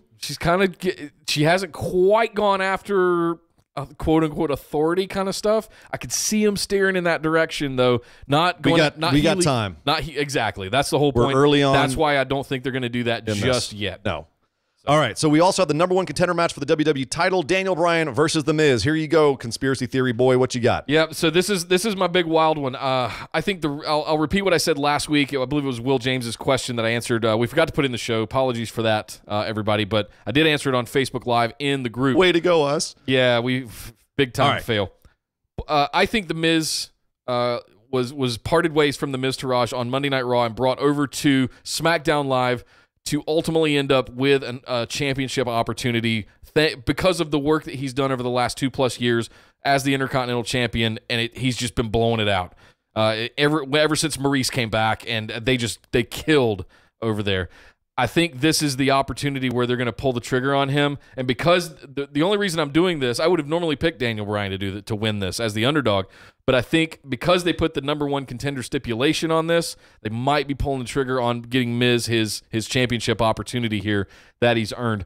I'm going to go in Miz here, and I think he's going to get that championship opportunity as soon as Survivor Series potentially. See, I think they brought him over to SmackDown Live just to have this program with Daniel Bryan because they knew that everyone wanted it. Yep. I think Daniel Bryan needs to get back in the main event picture. I think this would be the time for him to do it. And a Daniel Bryan versus AJ Styles or a Daniel Bryan versus Samoa Joe feud would be money. So I think Daniel Bryan's finally picking up the win here. Also, I'm looking at people standing tall, and the algorithm says if you stand tall on the last show, on the go-home show, it is pretty likely you're going to lose. And Miz stood tall this week. Okay. Miz stood tall. Charlotte stood tall, et cetera, et cetera. The bar stood tall. I'm picking all those people to lose. Well, this is good. We got to disagree on some of them. Absolutely. That's how we differ, right? Next up, we have Asuka and Naomi versus the Iconics. The Iconics will be in their home country as well. Do both home teams win? Does Buddy Murphy and the Iconics, do they both win their matches, or do they both lose their matches? This is tough. But as far as we know, from a business standpoint, it could have been dictated that so-and-so was going to win because it is their home country. We don't know these things that go on behind the scenes. I don't know. I mean, Asuka's whole streak thing is kind of irrelevant now, isn't it? So I could totally see them pulling the trigger on the Iconics, having given them a victory here. And I think that's what they're going to do. Yeah, you think the Iconics going to pin Naomi? I think they're going to pick something's going to go down. It's going to keep Asuka looking strong, but the Iconics are going to pull off the victory here in a sneaky chicken shit Healy kind of way. Yeah, so. I could see that. I mean, again, with the algorithm, Asuka did stand tall here, so it's hard for me to pick against that logic. It's hard for me to pick against it. I know we have to disagree on some of these, but I think they are. I think they're from Perth, actually. I don't think they're from Melbourne, but they are in Australia. Ouch. It's one of those things. I got to go with them. My sister lived in Perth for a couple of Perth. My sister lived in Perth for a couple of years there, and it is the middle of freaking nowhere. Yep. It's about as long of a plane trip as you can possibly take to get there. But yeah, I'm going to take the Iconics too. I just can't pick against them. Okay, so people in their hometowns usually lose, but how often do they go to Australia? On TV, not on because shows. They are going to be so over there, I can't see them losing. I really can't. I think Naomi's going to eat that pin. Yep. Some sort of shenaniganry. I think at least one of the I don't know. This is tough because I think at least one of the Australians is going to win. Now maybe I'm thinking Murphy doesn't win. I don't know. Screw it. I'm picking the Iconics, sticking with it. We got to move on. Yep. Ronda Rousey and the Bellas versus the Riot Squad. Duh. I mean, if it was Ronda Rousey versus Ruby Riott, I'd have some different opinions, but she's the champion. She can't lose. It's going to be the Rousey and the Bellas, unfortunately. Yeah. It's what's best for business is to have the three of them, stand tall at the end of that match. And It is what it is. I don't like it, but whatever. Yeah, agreed. I think that there's no way. I'd rather listen to Killian Dane's farts than watch this match, if I'm being honest. Oh, my God. Oh, like kind of wet but muffled a little bit by all the hair? Little hair just in there, yeah. Like little clouds of hair. That might be the most disgusting thing we've ever said on the show. Maybe. Good thing we have that explicit tag talking about Killian Dane's ass Moving crack on. Right. Triple H versus The Undertaker in the slowest match in history. Who do you have here? Triple H. Really? You think Trips finally gets that win, huh? Triple H puts The Undertaker down to finally retire the Dead Man. I don't think Dead Man's retired here. I think they're going to have more for him to do, probably in Riyadh. I think there'll be more here. Please no. Oh, God. I don't want to pick against Taker because it's Taker. I really don't want Triple H to, like, just that one more little, better, though. That one more little trophy on his wall. Like, come on, dude. You got Sting. You got everybody. What more do you need? What, you got Booker T? What more do you need? Sadly, I'm going to have to agree with you. I think Triple H is taking this one, especially because, again, Taker and Kane stood tall. So, yeah, Triple H. I hate to say it. I'm just, stop. Bobby Lashley and John Cena versus Elias and Kevin Owens. Nice of John Cena to show up this week. Yeah. On TV. No, he didn't. I know. That's right. Okay. Hashtag sarcasm. Yes. Who do you think that has this one? John Cena's winning this. There's no way Lashley and Cena are not winning this match. Yeah, no doubt. This is an exhibition. This is an exhibition. This isn't even a match. They're there to get cheap pops and cheap heat from the crowd. Yeah. That's the whole reason for this. You'll match. have Elias and Kevin Owens come out first, cheap heat, and then we'll have a little exhibition match, and that'll be it. This is the definition of a house show match. Yep. The Shield versus Braun Strowman, Dolph Ziggler, and Drew McIntyre. What do you got? This is going to be a tough one for you, buddy. I don't know, man. This is a tough one for you. I do not know because there's about 5 to 6 different storylines that could come out of this outcome, and I don't know which one I want to pick. I don't think the Shield is breaking up yet, but I want Braun Strowman to have his opportunity against Roman Reigns for the Universal Championship. But it's got to be the Shield. It really, people are loving the Shield again. I'm loving the Shield. You don't think Dean turns? No, not here. Not here. Yeah, I agree. I think I think the Shield wins this. Who's pinning who? Are we doing a 0.5 a prop bet on that one? Does that sound like? Yeah, let's do a 0.5 prop bet. I'm gonna go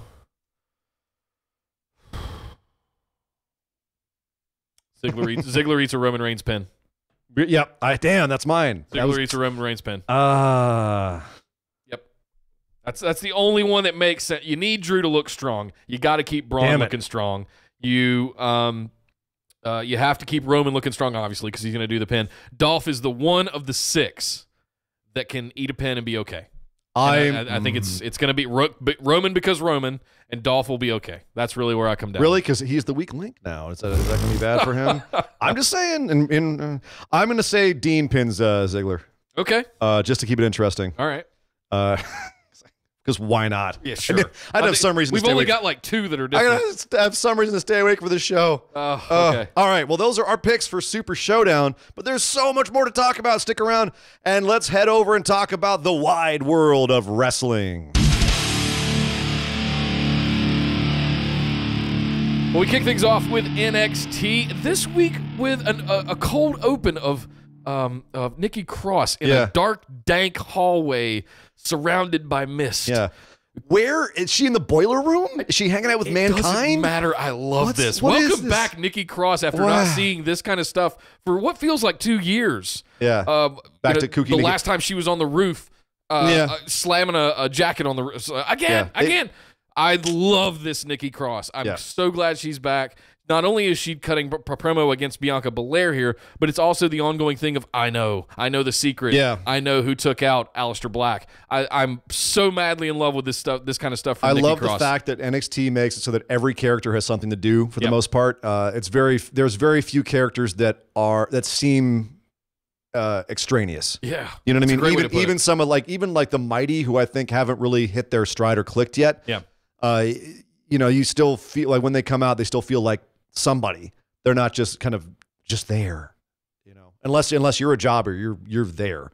And they found some really interesting ways to get Nikki Cross involved in this. And I like the aspect. Agreed that the crazy one holds the answer. But I agreed with everything you just said, and I think she kind of needed something to do after Sanity got called up. Yep. I felt like we had lost her there for a bit, and I'm so happy. And her with Bianca Belair, booyah, all day. Booyah. All day long. Yep. But we kick things off with Lacey Evans having a match after their kerfuffle last week, or their scuffle in the street. Scrum.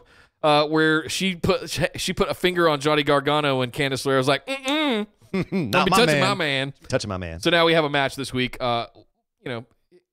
Candice did all she could.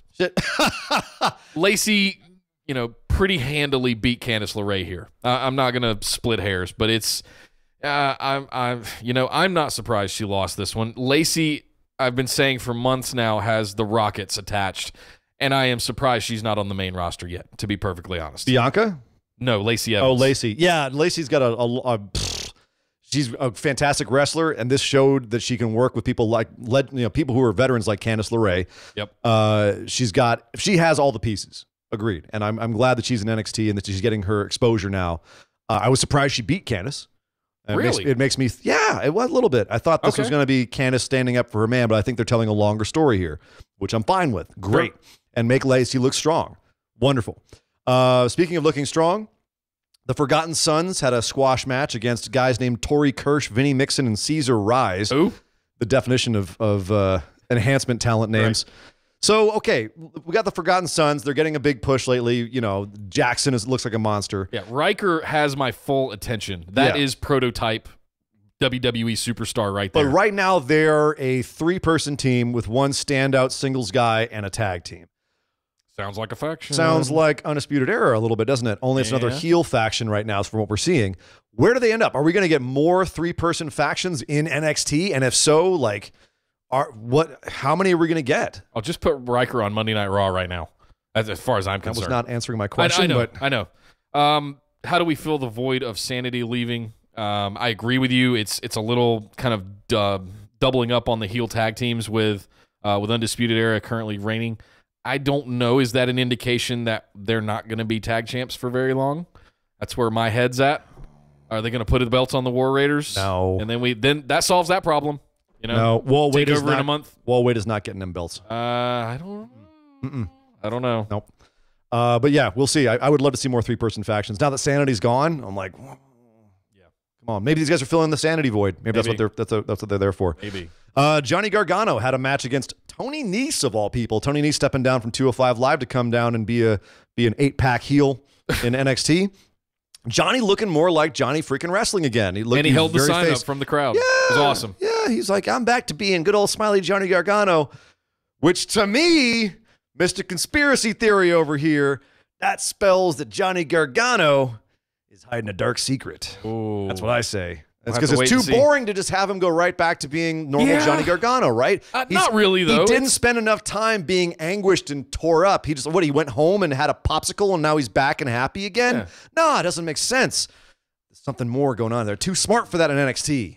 Ooh. Maybe I was going to say Candice took out Aleister Black, but she was sitting at the table with Cassius Ohno, so it's not her. It's definitely Johnny Gargano. True. Definitely Johnny. My pick for who did it, Lars Sullivan faced off against EC3 as well on Wednesday. Pretty handily kind of EC3 got his he hung in there and he had some really cool strength spots showing off that he can lift up and press and do all these things with that damn monster of Lars Sullivan. Huge block of a man. He's massive. Is it possible he's getting bigger? Yes. Because I feel like he's getting bigger. They're feeding him young enhancement talent. They're not future endeavoring them. They're feeding them. Good luck. Lars. But this was my favorite EC3 match since he came to NXT. Really? It was. Oh. Okay. He was selling really well. He was engaging. It was a well-told story in the match. Lars sold well for him. I liked this all around. This was great. This was the first time I looked at EC3 and went, okay, now I get it. Well, here's the question though. Can he continue to lose? Can he afford to keep losing like he's basically lost everything? So far, yeah. I mean, it's in NXT going on a losing streak doesn't have the same connotation it does in the main roster because it makes you feel like they're telling us like, dude, Velveteen Dream lost every pay-per-view match up until I think his last pay-per-view. Yeah. You know what I mean? Until he beat EC3. So yeah, now it's his turn. Yeah, right. Well, that's what I'm saying. I think EC3 can absolutely take it. It's not a problem. Next up, we had a video package, which was a lot of fun to kind of go down memory lane with these two guys. Yeah. Danny Burch and Oney Lorcan. They're forming after their brutal matches that they had last summer with each other. We got a kind of a trip down memory lane of them forming the 1-2 and becoming, the UK tag team powerhouse that they are.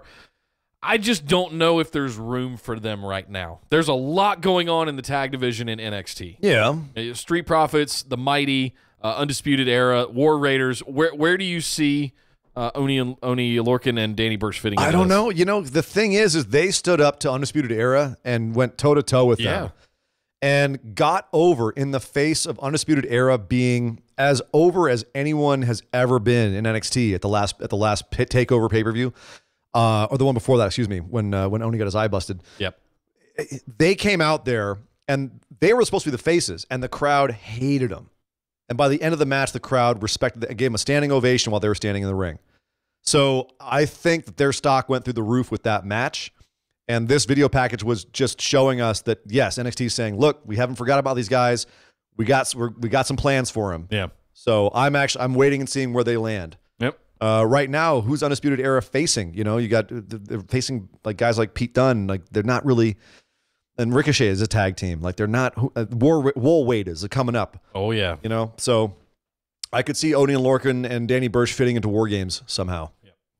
Next up, we had we're building some matches. I think it's worth talking about this as in a consolidated way. We've got some matches that are coming up that are looking like they're going to be just tear the house down. Yep. We're building for Velveteen Dream against Tommaso Ciampa. Yep. We had a couple of promos about that. Yep. And we're also building for what is now a triple threat for the North American Championship between Pete Dunne, Ricochet, and Adam Cole. Might be the best match in NXT history if they could pull it off. I can't even. I just can't even.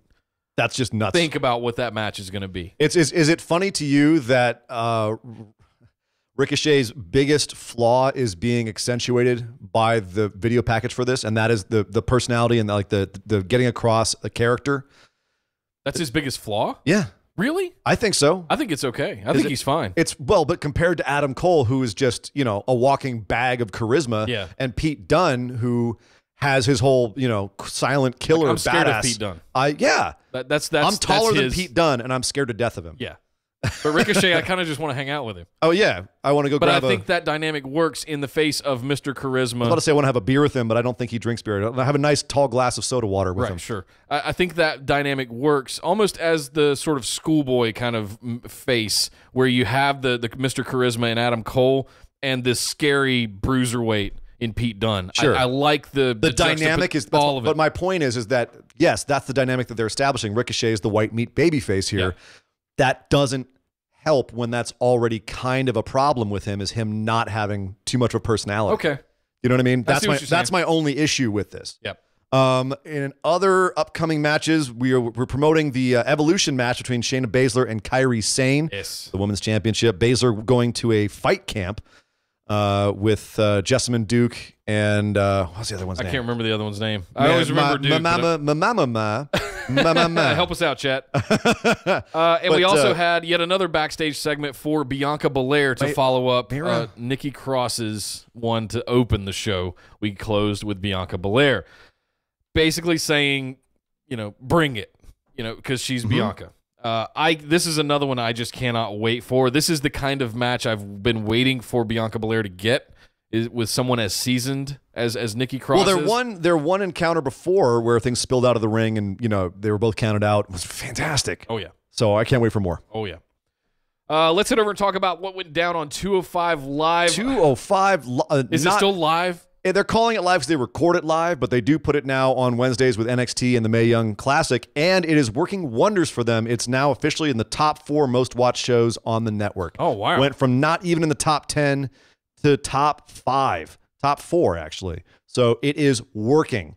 Thank goodness, because we are seeing some Marina Shafir. Thank you, Will James. Yes. Thank you, Marina Shafir. I knew it was ma. So 205 Live, people are watching it now, which is good because we're getting some fantastic wrestling on there. This week we had Akira Tozawa and Jack Gallagher putting on a nice little match. Jack did lose, and afterwards the big news was that Drew Gulak came out and was bitching and moaning at his cronies and said he's bringing back the PowerPoint presentation, and he used it as a way to turn on Brian Kendrick. No kidding. Brian Kendrick, however, is the man with the plan, knew that he was going to do that, and they had a little scuffle. So we might be seeing Drew and Kendrick heading into a feud, which, given how technically proficient both those guys are, I'm not mad at it just doesn't make any sense in the grand scheme of things, because both of those are kind of Healy Dicks. And I think Kendrick's turning face is what it is. Okay. But I'm not mad at that. No, I would love Gulak to see has that to have match. something to do now that he's not in the title picture anymore. Right. And that looks like a good one. Here's the thing, though. The match of the week, Kalisto and TJP. And it looks like it's the beginning of an ongoing feud because at the end of it, Kalisto did pick up a roll-up victory, but TJP stole his mask and ran off into the crowd. So this is going to keep going, and TJP is going to start getting down these lucha guys and do some wonderful lucha things. And I can't wait because this match was awesome. Go check it out for sure. I was going to say, not match of the week. We have yet to talk about the match of the week. Oh, this was second best. Okay. But it was really good. Go watch 205 Live. Still good. Yes. All right. So let's really get into where that match of the week might be, if this is the one you're talking about. Well, it's I meant in WWE, but yes, if we're going where I think you're going. Yeah. Yes. Fighting Spirit Unleashed in New Japan, right here in Long Beach. Oh my goodness. We kick things off. Jushin Thunder Liger, ACH, Taguchi beat Roppongi 3K. Yeah, I was surprised about this, and it got Jushin Liger and Tiger Mask a shot at the junior heavyweight tag belts. So interesting stuff here. You had Addiction, which is of course Frank Kazarian and Chris Daniels. Also from SoCal Uncensored, they defeated Hangman Page and Chase Owens, which I was surprised by. In a really surprisingly, I guess not surprisingly, but in a really fantastic. Defeated the Best Friends and Hiroki Goto, which I was surprised at, but it was awesome. I was a good match. Nice. Very psyched about it. Zack Sabre Jr. and Killer Elite Squad defeated Naito, Evil, and Sonata, which I was shocked by. Really? I was surprised that, yeah. But it does make sense. Zack and Evil have a program coming up. So Jay White and Gato defeated Hiroshi Tanahashi and Kushida.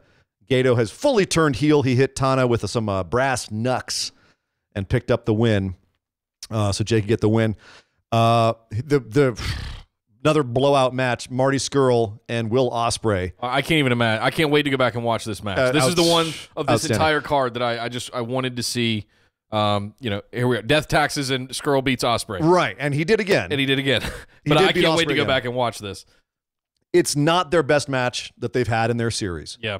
But it's still better than 90% of the stuff out there. So, wow. Just monstrous. Guerrillas of Destiny retained their tag championships against the Young Bucks because Matt's back once again. Gave out on him. That's like one of the most cliche things in the indies now is Matt's back. Matt having a problem with his back. Right. This one surprised me. Cody defeated Juice Robinson for the U.S. title. Cody now is the NWA champion and the U.S. champion. Dripping with that gold. Dripping with that gold. Whew. And then finally, in the match of the week, and if you go across all of them, all the promotions, Golden Lovers, Kota Ibushi and Kenny Omega defeated Kazuchika Okada and Tomohiro Ishii in an absolutely baller tag team match. Damn. Holy crap. The big story here is after the match, Cody comes out and Kenny was saying that, I know everyone wants to see Kenny versus Ibushi. We've been building this thing for a long time, and everyone wants to see that finally come to a head. Cody comes out and says, what they really want to see is Cody versus Kenny versus Kota Ibushi. That's what they really want to see. So that is going to be our main event for King of Pro Wrestling this coming Monday, the 8th. It's going to be Cody versus Kenny Omega versus Kota Ibushi. Baller. Great match. Oh, my goodness. Also on King of Pro Wrestling, we do have the full lineup of matches. Because Marty Scurll defeated Will Ospreay, he'll be facing Kushida for the vacated Junior Heavyweight Championship. Oh. Get well soon, Hiroshi Tanahashi. We also have Takahashi, looking at my notes. Tanahashi will be facing Jay White for his Wrestle Kingdom briefcase. That's a big deal, given how much they're pushing Jay White right now. Gato will be in his corner, obviously. Tanahashi could be in more jeopardy here than he was against Okada, who he couldn't beat for years. I did not know that this was going to be a thing because Apparently Jay White, it is. if you guys remember, Jay White was my pick to sneak out the G1. Right. And this could be an interesting twist where he still gets that opportunity. Huh. Yeah. I didn't know this was going to be a thing. Okay. This plot twist. It took King of Pro Wrestling from being just like another B show for New Japan, and now it's a must-watch. Because of these 3 top matches, now it's a must-watch. Holy smokes. And on the undercard, you have you've got a match with, let me get my notes in the right place here, because I've got to make sure I say this correctly.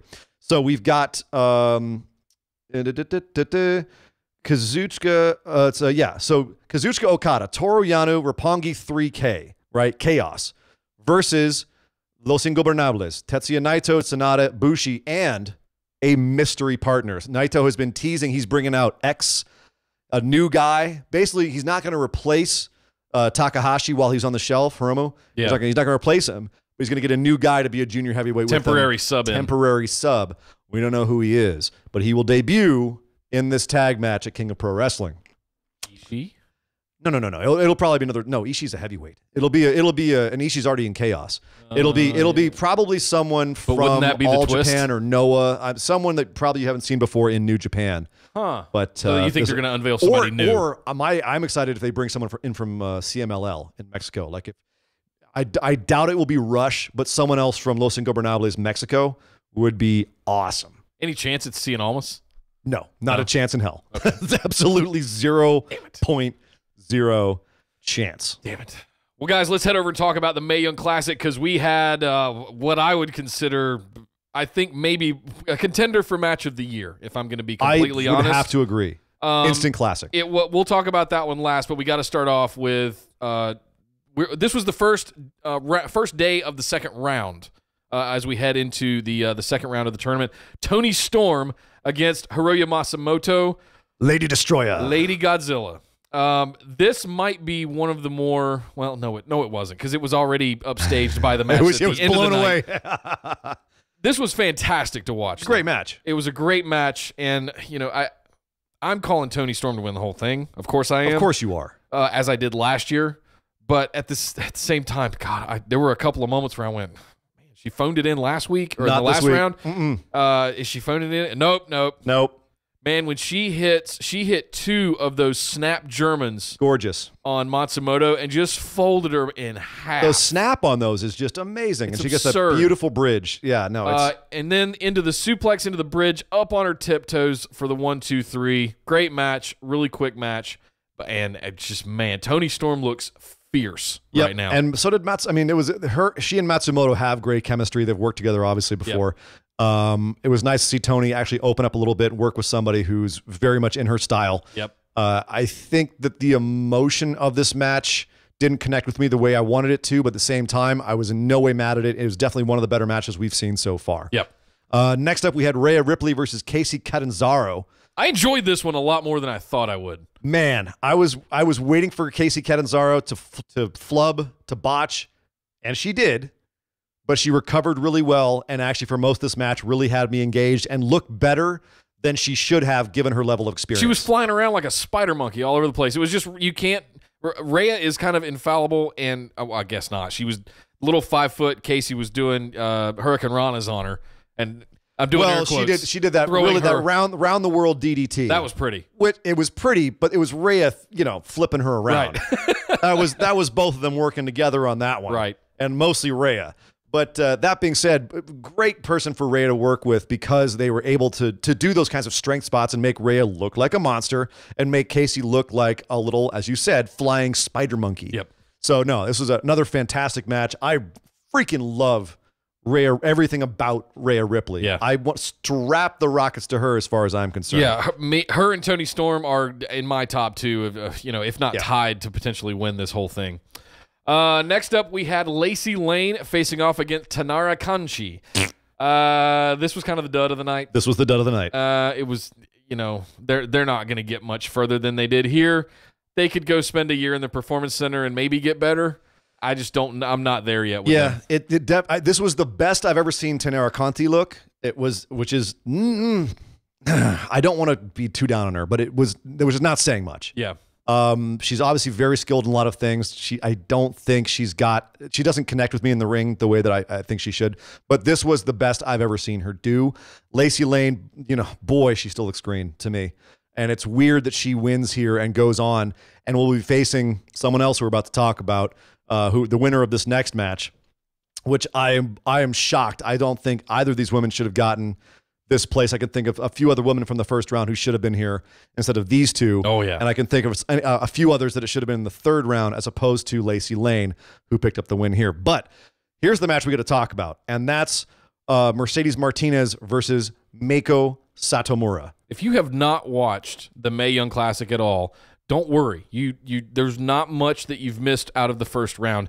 This is where it really starts, and this was the first match I've watched out of the entire tournament that just blew me the F away. So in a weird way, this is where the tournament started for me, watching this match at the end of this episode. Wow.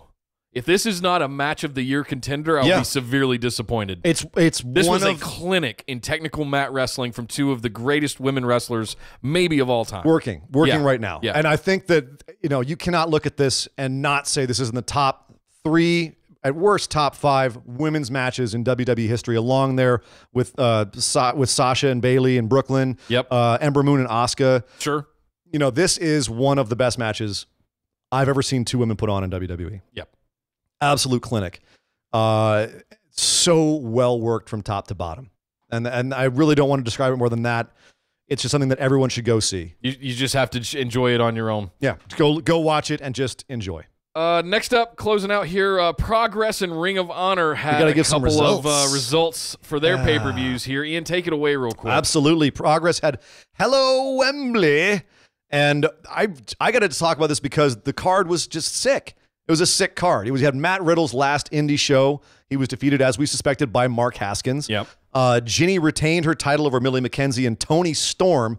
The big news here was that after she won and started, her and her little house of couture started running amok, Jordynne Grace showed up. And if you didn't know her from anything else other than All In, that's a huge acquisition for Progress. And because Progress does have association with WWE, could be a good hint that Jordynne might be WWE bound in the next year or so, which would be awesome. Yes. Trent Seven defeated Doug Williams, which means Doug Williams is retired. He's done. Trent Seven retired him and took his Atlas belt. So bye-bye, Doug Williams. Thank you for a wonderful career. Jimmy Havoc in a freaking no DQ match. You know what this means. Blood and guts. This was a chaotic match where he beat Paul Robinson, Will Ospreay's former tag team partner. The end of this match was basically every fluorescent light bulb in England getting smashed on people's heads. There was it was just I love it. Rainmaker onto light bulbs and just blood everywhere. I can't wait to see this. There was the Thunder Bastard match, which is basically every tag team under creation, right? In a kind of like a Royal Rumble kind of scenario. Aussie Open ended up winning this, but one of the members of Aussie Open, Mark Davis, looked like he legit injured his arm at the end of this. We're waiting to hear if that's actually a serious injury or if it was he just tweaked it wrong. But Aussie Open is your new tag team championship team. Pete Dunne defeated Ilya Dragunov, and now is officially the most talented wrestler in Europe. That was the stipulation for what this match was for. Yeah. So as you can imagine, that was a great match. Eddie Dennis defeated Mark Andrews in a TLC match. Now he's the #1 contender, or rather he has a title shot whenever he wants it. Of course, the champion right now is Walter. So good luck there, buddy. Good luck, Eddie. Walter had a match with Tyler Bate, which of course Tyler did not win because he's literally half Walter's size. I think the fact that he was able to pull off what he did against Walter and didn't die should be considered a victory. Are you kidding? Absolutely. That's the definition of the underdog putting up a really good fight against a monster opponent that there's no way he can beat. Right. Freaking, I think you even called it last week that Tyler Bate's going to try and pull off some strength spots against Walter. The gut wrench spots, yeah. He did. He did it. He gut wrench suplexed Walter. He deadlifted him. And he did 2 of the airplane spins on freaking Walter. It was nuts. Well worth checking out. And a Tyler driver. Well worth checking out this match. As good as it sounds, just on paper. But Walter did win. Of course. It's Walter. Of course he won. And Tyler Bate obviously had a few handprints on him, as you can imagine. Hamburger. Death Before Dishonor, Ring of Honor happened as well. Not as big of a deal. Not a whole lot of stuff happened here. Sumi Sakai retained. Briscoes retained. Punishment Martinez retained his TV championship. Bully Ray and Silas Young defeated Flip Gordon and Colt Cabana, as you would expect, because those heels have to get some heat on them before the good guys, the baby faces, come back. Bullet Club defeated Chaos because Skrull tapped out Rocky Romero, it was a good match, but it was a showcase for people who don't usually get to see the New Japan guys. Yeah. The big match of the night was Jay Lethal versus Will Ospreay.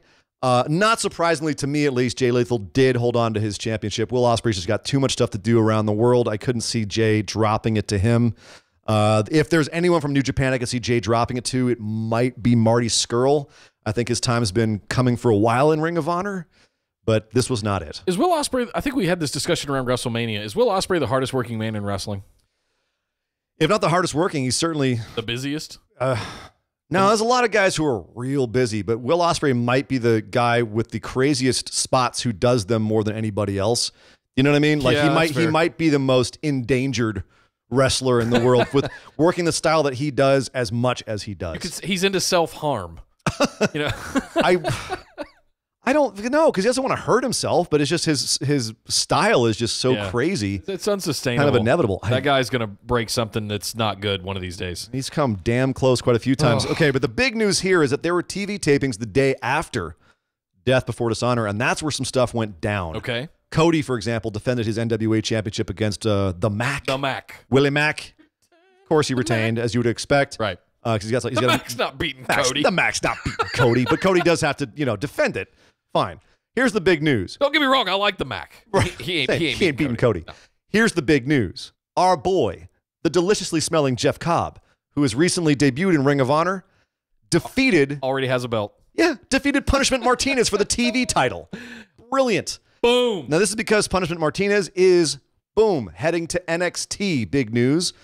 Punishment has done his duty. He's done with Ring of Honor. He is going to NXT, which is a great acquisition. That guy will probably go a long way in WWE. He's got the look. He's got the ability. Yeah, he's going to be a good one. I think he'll do a lot. But it's just cool that Jeff Cobb, a boy, has a TV title. Like 2 weeks into his contract. I know, right? Well, they know what they have with him. Oh, of course. So, well, guys, that does it for all the wrestling. All the wrestling. We got a listener question to get to. We did not forget this week. Yes, indeed. It's the one we forgot last week. Will James, again, thank you very much for your question. Thank you for being a patron. Yes, sir. Thank you to all of the patrons. And, guys, if you'd like to have your listener questions here on the show, we will address them directly. Head over to patreon.com/BWO and sign up for that $5 tier. That or any higher will get you an opportunity to ask your questions every single week right here on the show. Will James asks, out of the 4 title matches at Super Showdown, which in his eyes is another glorified house show with doubt of any title changes. That's kind of what we were saying earlier. Yeah. Which titles do you believe are most and least likely to change? And which would you most and least like to see change? So we kind of addressed this in our pick'ems. We did. Let's go back and let's run it. Yeah. Let's recap, run it down, and distill. Just distill this down. We've got the WWE Championships on the line. AJ Styles' WWE Championship, Cedric Alexander's Cruiserweight Championship, the New Day's Tag Team Championship, and Becky Lynch's SmackDown Women's Championship. As far as most likely to change, Cruiserweight Championship. Cruiserweight. Because it's the least important. And again, as you said, glorified house show. Yeah.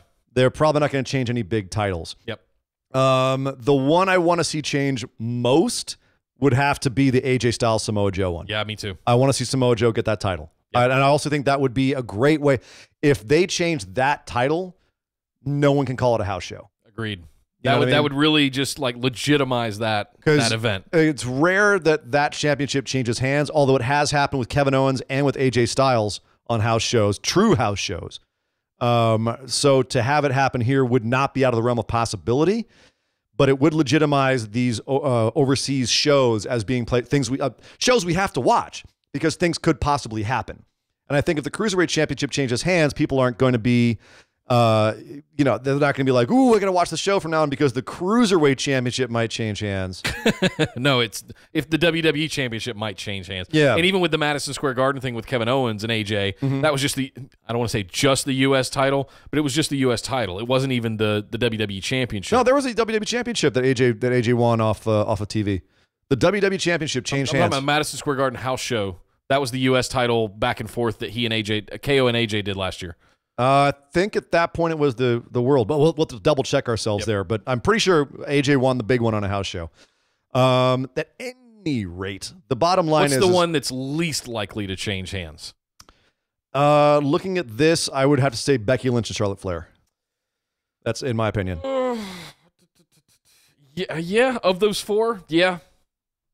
Yeah, that's the least likely one to change hands. I think the second part of Will's question also was, which ones would we like to see if we were completely fantasy booking this, I think it's Joe again. I think I would most like to see Joe and AJ because of the way I described the ebb and the flow of things as they're going. We're kind of on the downturn of this whole family angle between AJ and Joe, and I'd really like to see them continue the program with each other, just not doing the family angle. And I think to really pull it off, you kind of need to put the belt on Joe a little bit and get AJ doing the redemption thing. Yeah, AJ coming back for it. Agreed. Yep. Agreed. I'd like to see the feud evolve if it's going to go forward. Exactly. And it just they can't do this family stuff much longer. It's just going to get cringy. You can't. Well, it's already almost getting there. That's what I mean. It's just that Joe is bottoming out. Joe is so good, he's keeping it afloat. Yeah. But anyone else, it would have sucked already. And at any point, they're going to have to, keep crossing lines and actually give us something that actually is a dastardly act and not just hyperbolically a dastardly act. Yeah. So, what's the one you would least like to see change? Not think. The one I don't want to see change? Yeah. I'd be happy. For me, it's the tag championship. I don't want the bar with the tag championship. I don't want Charlotte Flair with the women's championship more. That's okay. I'd be happy if the bar had the tag championships. I'd be fine with that. I like them. I love the bar. I would love to see them as tag champs. It's just so much fun on TV. I just don't enjoy the bar on TV. They're good wrestlers. I will never say that those two are not two of the strongest big men in wrestling today. I just think that they're not as entertaining next to the New Day because the New Day are, they're freaking cartoon characters. They're clowns. Yeah. Yeah. So putting the bar next to them that's just brutal. And plus, the bar needs some damn love after losing to a 14-year-old child. I had forgotten all about that. I hadn't. So you're in love with those guys. You're just bitter about it. I do. They wear soccer jerseys. That's awesome. Will, thank you very much for the question. Again, glad we got to it this week. Guys, if you want to get your question in for any other shows going forward, head over to patreon.com/BWO and sign up for that $5 tier. And we are getting close to the end here. We have got time for a quick little lightning round. Let's do the lightning round of news. What do we got? Lightning round of news. Chris Jericho might be going to Impact. What? Yep. That's... It is being heavily rumored that Chris Jericho will be showing up on Impact TV as soon as the next couple of weeks, but possibly the next few months. He has been courted by them heavily and has said openly that he would love to go work there because of the amount of talent that's there and because the backstage guy, Scott D'Amore, is a good buddy of his. It's basically all of Lucha Underground. Well, Lucha Underground and then a bunch of guys from like cast-offs from Ring of Honor, a bunch of top indie guys. Yeah. So Impact, and by the way, I've been watching some Impact TV. We don't cover it a lot here, but I would like to start covering it more because they're putting on a really good product. They genuinely are putting on a damn good product. Coming soon, the 3-hour show of Busted Wide Open. No, we'll split it. We'll start changing up the format of the show if we're going to do that. But bottom line is, Chris Jericho goes to Impact. That is going to be a big deal for Impact. That's a huge name and could really give them the boost that they need to take it to the next level, which I feel like they're ready to do. Yeah. Also, in other news, Liv Morgan officially cleared after having her head knocked off by Brie Bella accidentally. She will wrestle at Evolution and at Super Showdown. So apparently it wasn't that big of a concussion, but watch, and she'll probably not take a whole lot of really serious bumps. Yeah. No headbutt flyers off the top rope. No flying headbutts. Daniel, stop doing that. Stop it, Daniel. Lucha Underground news really quickly on this week on Lucha Underground TV. Marty the Moth challenged Pentagon Dark to a Cero Miedo match. What? At Lucha Underground Cuatro. At Ultima Lucha. Ultima Lucha Cuatro. So the last time we saw this was season 1 Vampiro versus Pentagon. And it was still to this day one of the top 5 bloodiest, most brutal matches. That and the War of Hell match. Or Hell of War, the three-way between Sami Callihan, Mil Muertes, and Cage, where Cage was running around with like a skewer mohawk because they were all stuck into his head. Oh. And Mil Muertes was bleeding because he ran into a glass window. That was... so the Cero Miedo match was that was the original brutal match. He set him on fire and then threw him through a table. But Marty has had some really gnarly matches too. If you recall with Phoenix, they had like probably one of the bloodier matches him and Phoenix did. Was that the one where Phoenix's mask was basically just all ripped? No, that was Pentagon. It was the match with Marty where Phoenix had to rip open his own mask because he was choking on his own blood. Because he was breathing in his own blood. He was pooling in his mask. He had to let it out. Oh. Yeah, so we're getting a Cero Miedo match between Marty and Pentagon in a few weeks at Ultima Lucha We're already there. We're already towards the end of the season. Look out. That's going to be insanity. Finally, in other news, it has been officially announced that at the NWA 70th anniversary show, which is coming up in just a couple of weeks. 70th anniversary. We've been talking about it for a few weeks now. It's going to be a fantastic show. They got some really good talent, and Cornette's calling it. Cody you know not what you do. It's going to be great. Cody versus Nick Aldis. The rematch will be 2 out of 3 falls. I think that's a fantastic stipulation. Brilliantly plays into their feud, and it will probably make Nick Aldis look good in defeat. Yes. Because he ain't winning. I don't think he's taking it off of Cody. Cody's dripping right now. He ain't getting he's going to live in those 3 belts for some time. I will be surprised if Nick takes it off of him. It would definitely legitimize Nick, but I think it'd be a bad move for NWA. Yep. So...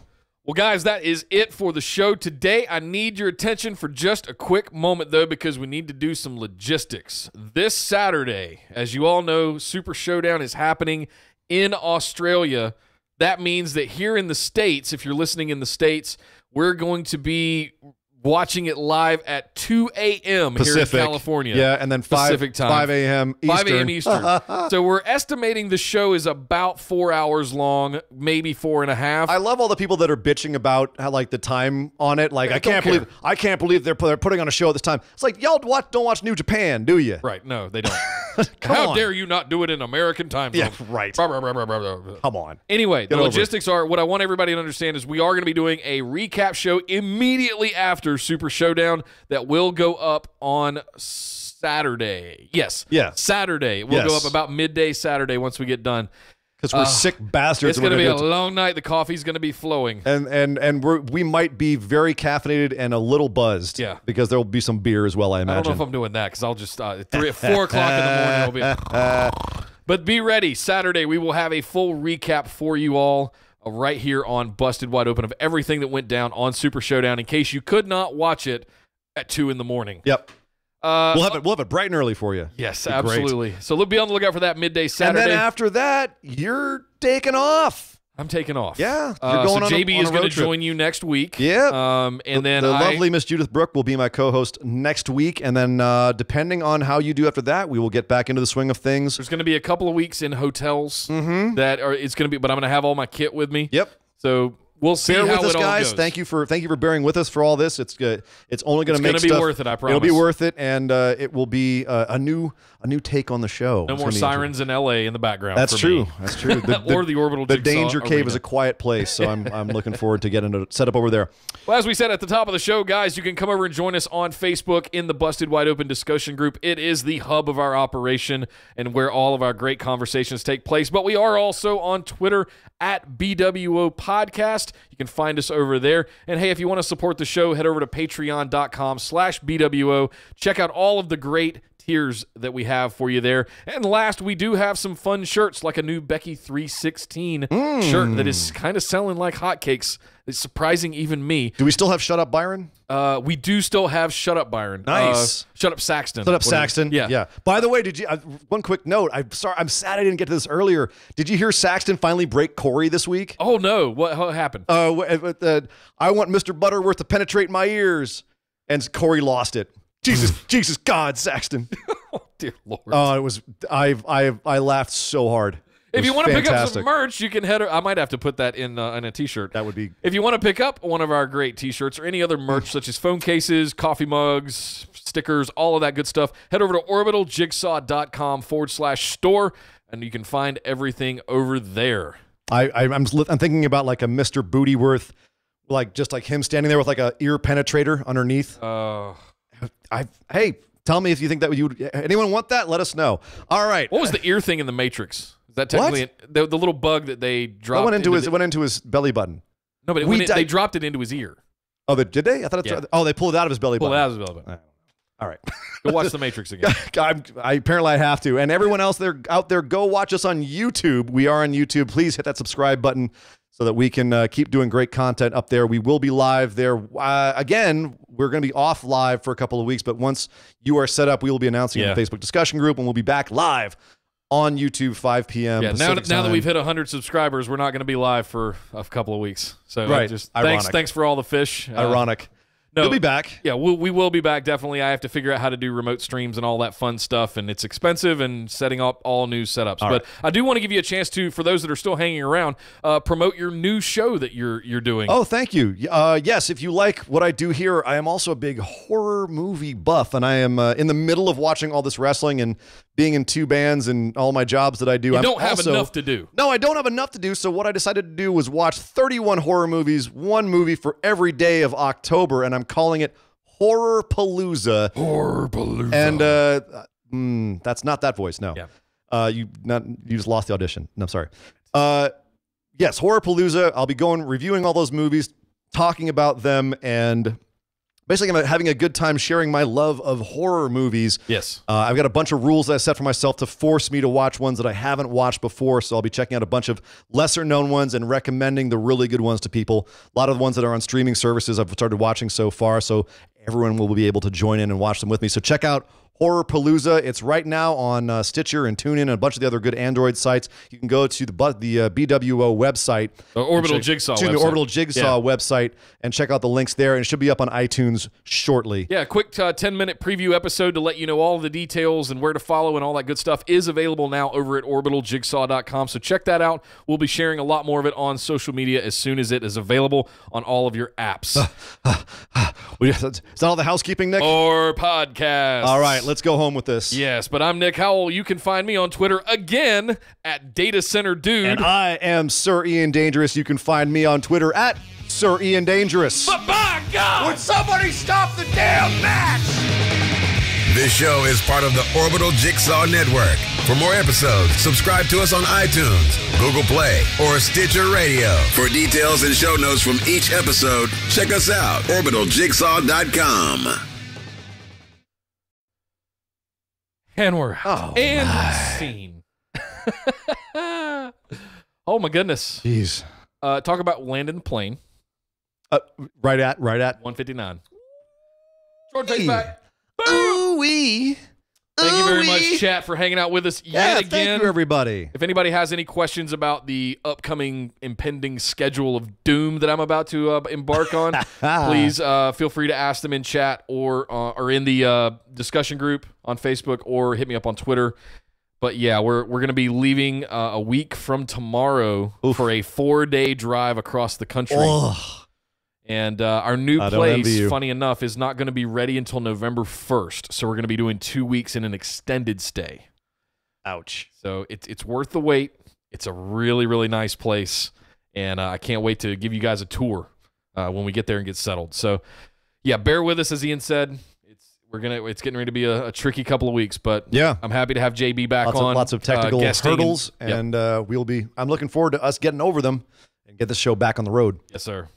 Come, mid-November, we're going to be rocking and rolling again. So hopefully before then. Well, I mean, is in full form, like we've been doing. It's going to take a little bit to get desks and get all of that stuff. That's a good point. I got a lot of gear to rebuy and all kinds of stuff. But hang in there with us, guys. I promise it'll be worth it. We got a lot of big plans and a lot to do. So, Ian, anything you want to say before we get out of here? I'm good, brother. I am covered in caffeine sweat, and now I got to go pour drinks for people downtown. So because you don't have enough to do. I don't have enough to do.